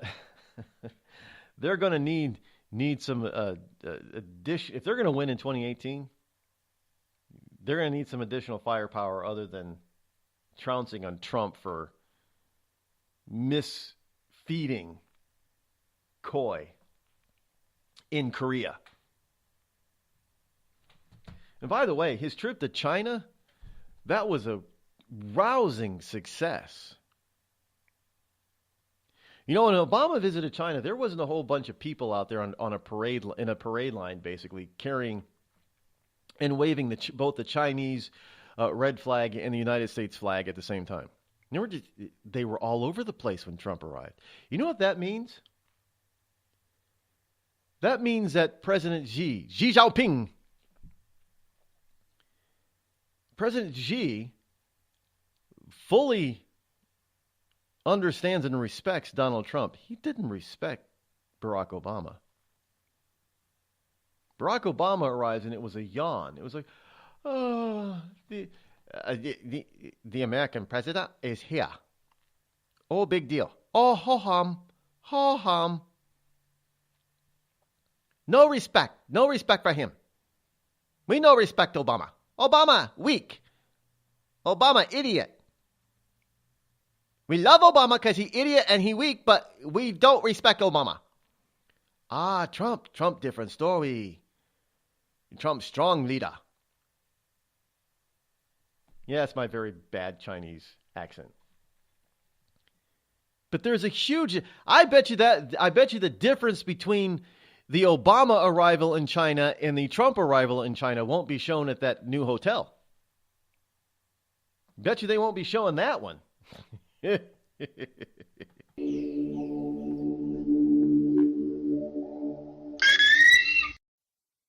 Tired of paying outrageous prices for Viagra? Well, we have great news for you. Now you can finally get Viagra at huge discounts. Healthy Man allows you to save up to $500 on Viagra. Why pay U.S. pharmacy prices of $15 per pill or more when you can get Viagra for less than $3 a pill? Call today and get 40 Viagra pills for only $99. This can cost as much as $600 at your local pharmacy. You can't afford not to call us. If you want Viagra at the lowest prices, never pay $15 a pill pharmacy prices again. Get Viagra for less than $3 a pill. Call 800-595-2614 today and save up to $500 and get 40 pills for just $99. Healthy Man is fast, easy, and affordable. Operators are waiting at 595-2614 to take your call now. Call 800-595-2614. That's 800-595-2614. Again, 800-595-2614. We've all heard of male enhancement, but now there's an expert on true male enhancement in the areas that really count. In Herb Ellis's book, Husband 2.0, Real Male Enhancement, you'll find answers to questions like, why doesn't she want to have sex? A quick start, quick results workout guide, plus what you can do as a side hustle to make money now. With all the great tips in this book, every man can benefit. Get the book, Husband 2.0, Real Male Enhancement, on Amazon.com. It started with a knock, but it wouldn't end there. What happens in the story next, many wouldn't understand, and most wouldn't believe. 5 + 2 = Perfection by Samuel Rosette Jr. is a must-read. The scriptures within are reminders of the ancient past, and yet intriguingly infuses with texts which stand on the edge of the stage of relevancy. Available online at Westbow Press, Amazon, Books A Million, Barnes & Noble, and SamuelRosetteJr.com.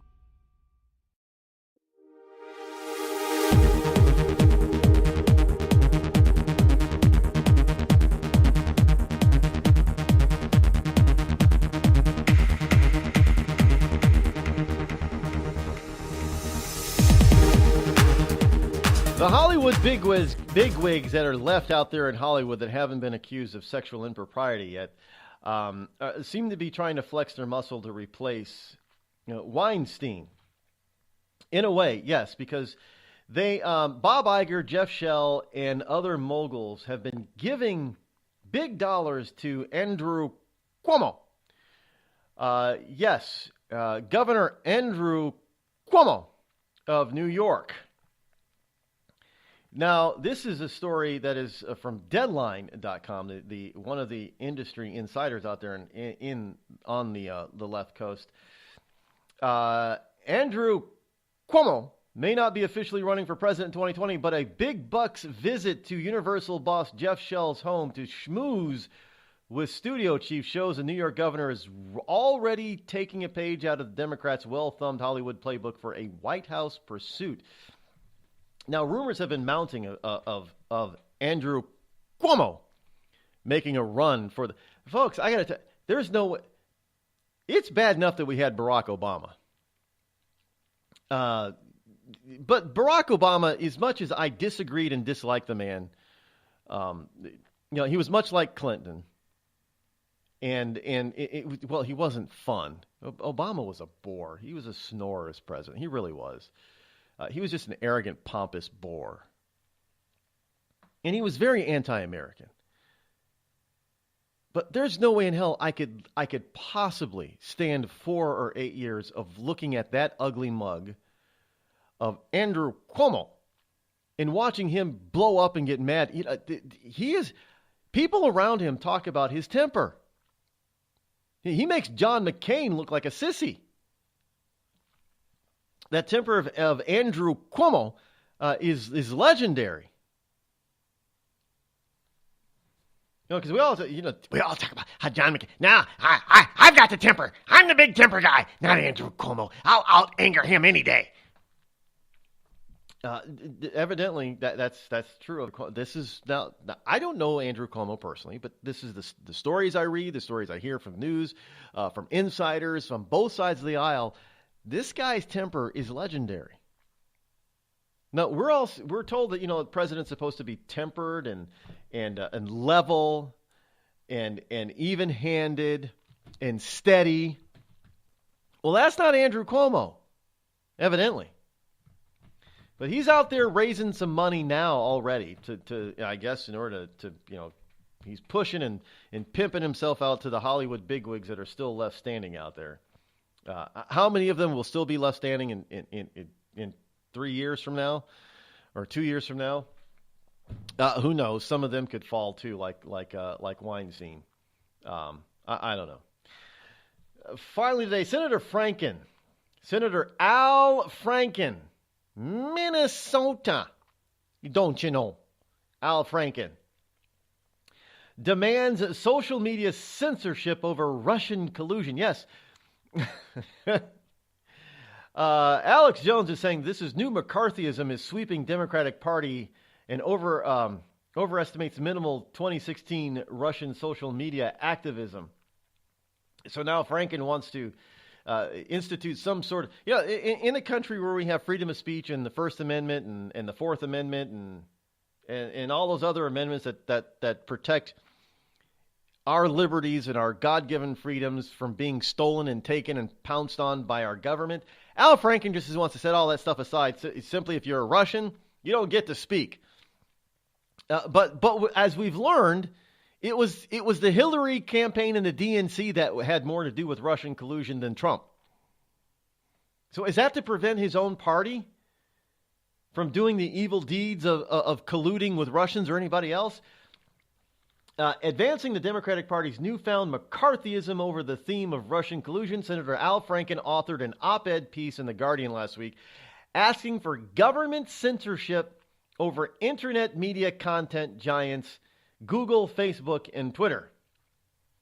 Now, Franken appeared to be an overreaction. Franken's piece appeared to be an overreaction to testimony given by legal counsel for Google, Facebook, and Twitter. When Google, Facebook, and Twitter legal counsel said, yeah, the Russians, there were Russian operatives that bought ads after the election that were against Donald Trump. I guess if you Al Franken doesn't want any more pro-Democrat stuff coming from Russians. After all, it opened up this whole investigation into Hillary Clinton and Uranium One stuff, and we find out that it was the Democrats who were more involved in Uranium One and Russian collusion, especially, in that we found out who paid for that dossier. The Democrats and the DNC paid for the dossier. The Democrats and the DNC were involved in, and Hillary Clinton were involved in, and Hillary Clinton is the DNC now. Were involved in the Uranium One deal. All that stuff was coming to light. Why? Because you had some people from Facebook, Twitter, and Google that their lawyers are saying, no, the Russians did all this stuff after the election. Because they were trying to discredit Donald Trump, just like you Democrats were trying to discredit Donald Trump. Out of time for today, folks. We'll be back here tomorrow in 21 hours to do it all over again. See you on Thursday. Have a great hump day afternoon. Thanks for tuning in. I'm out.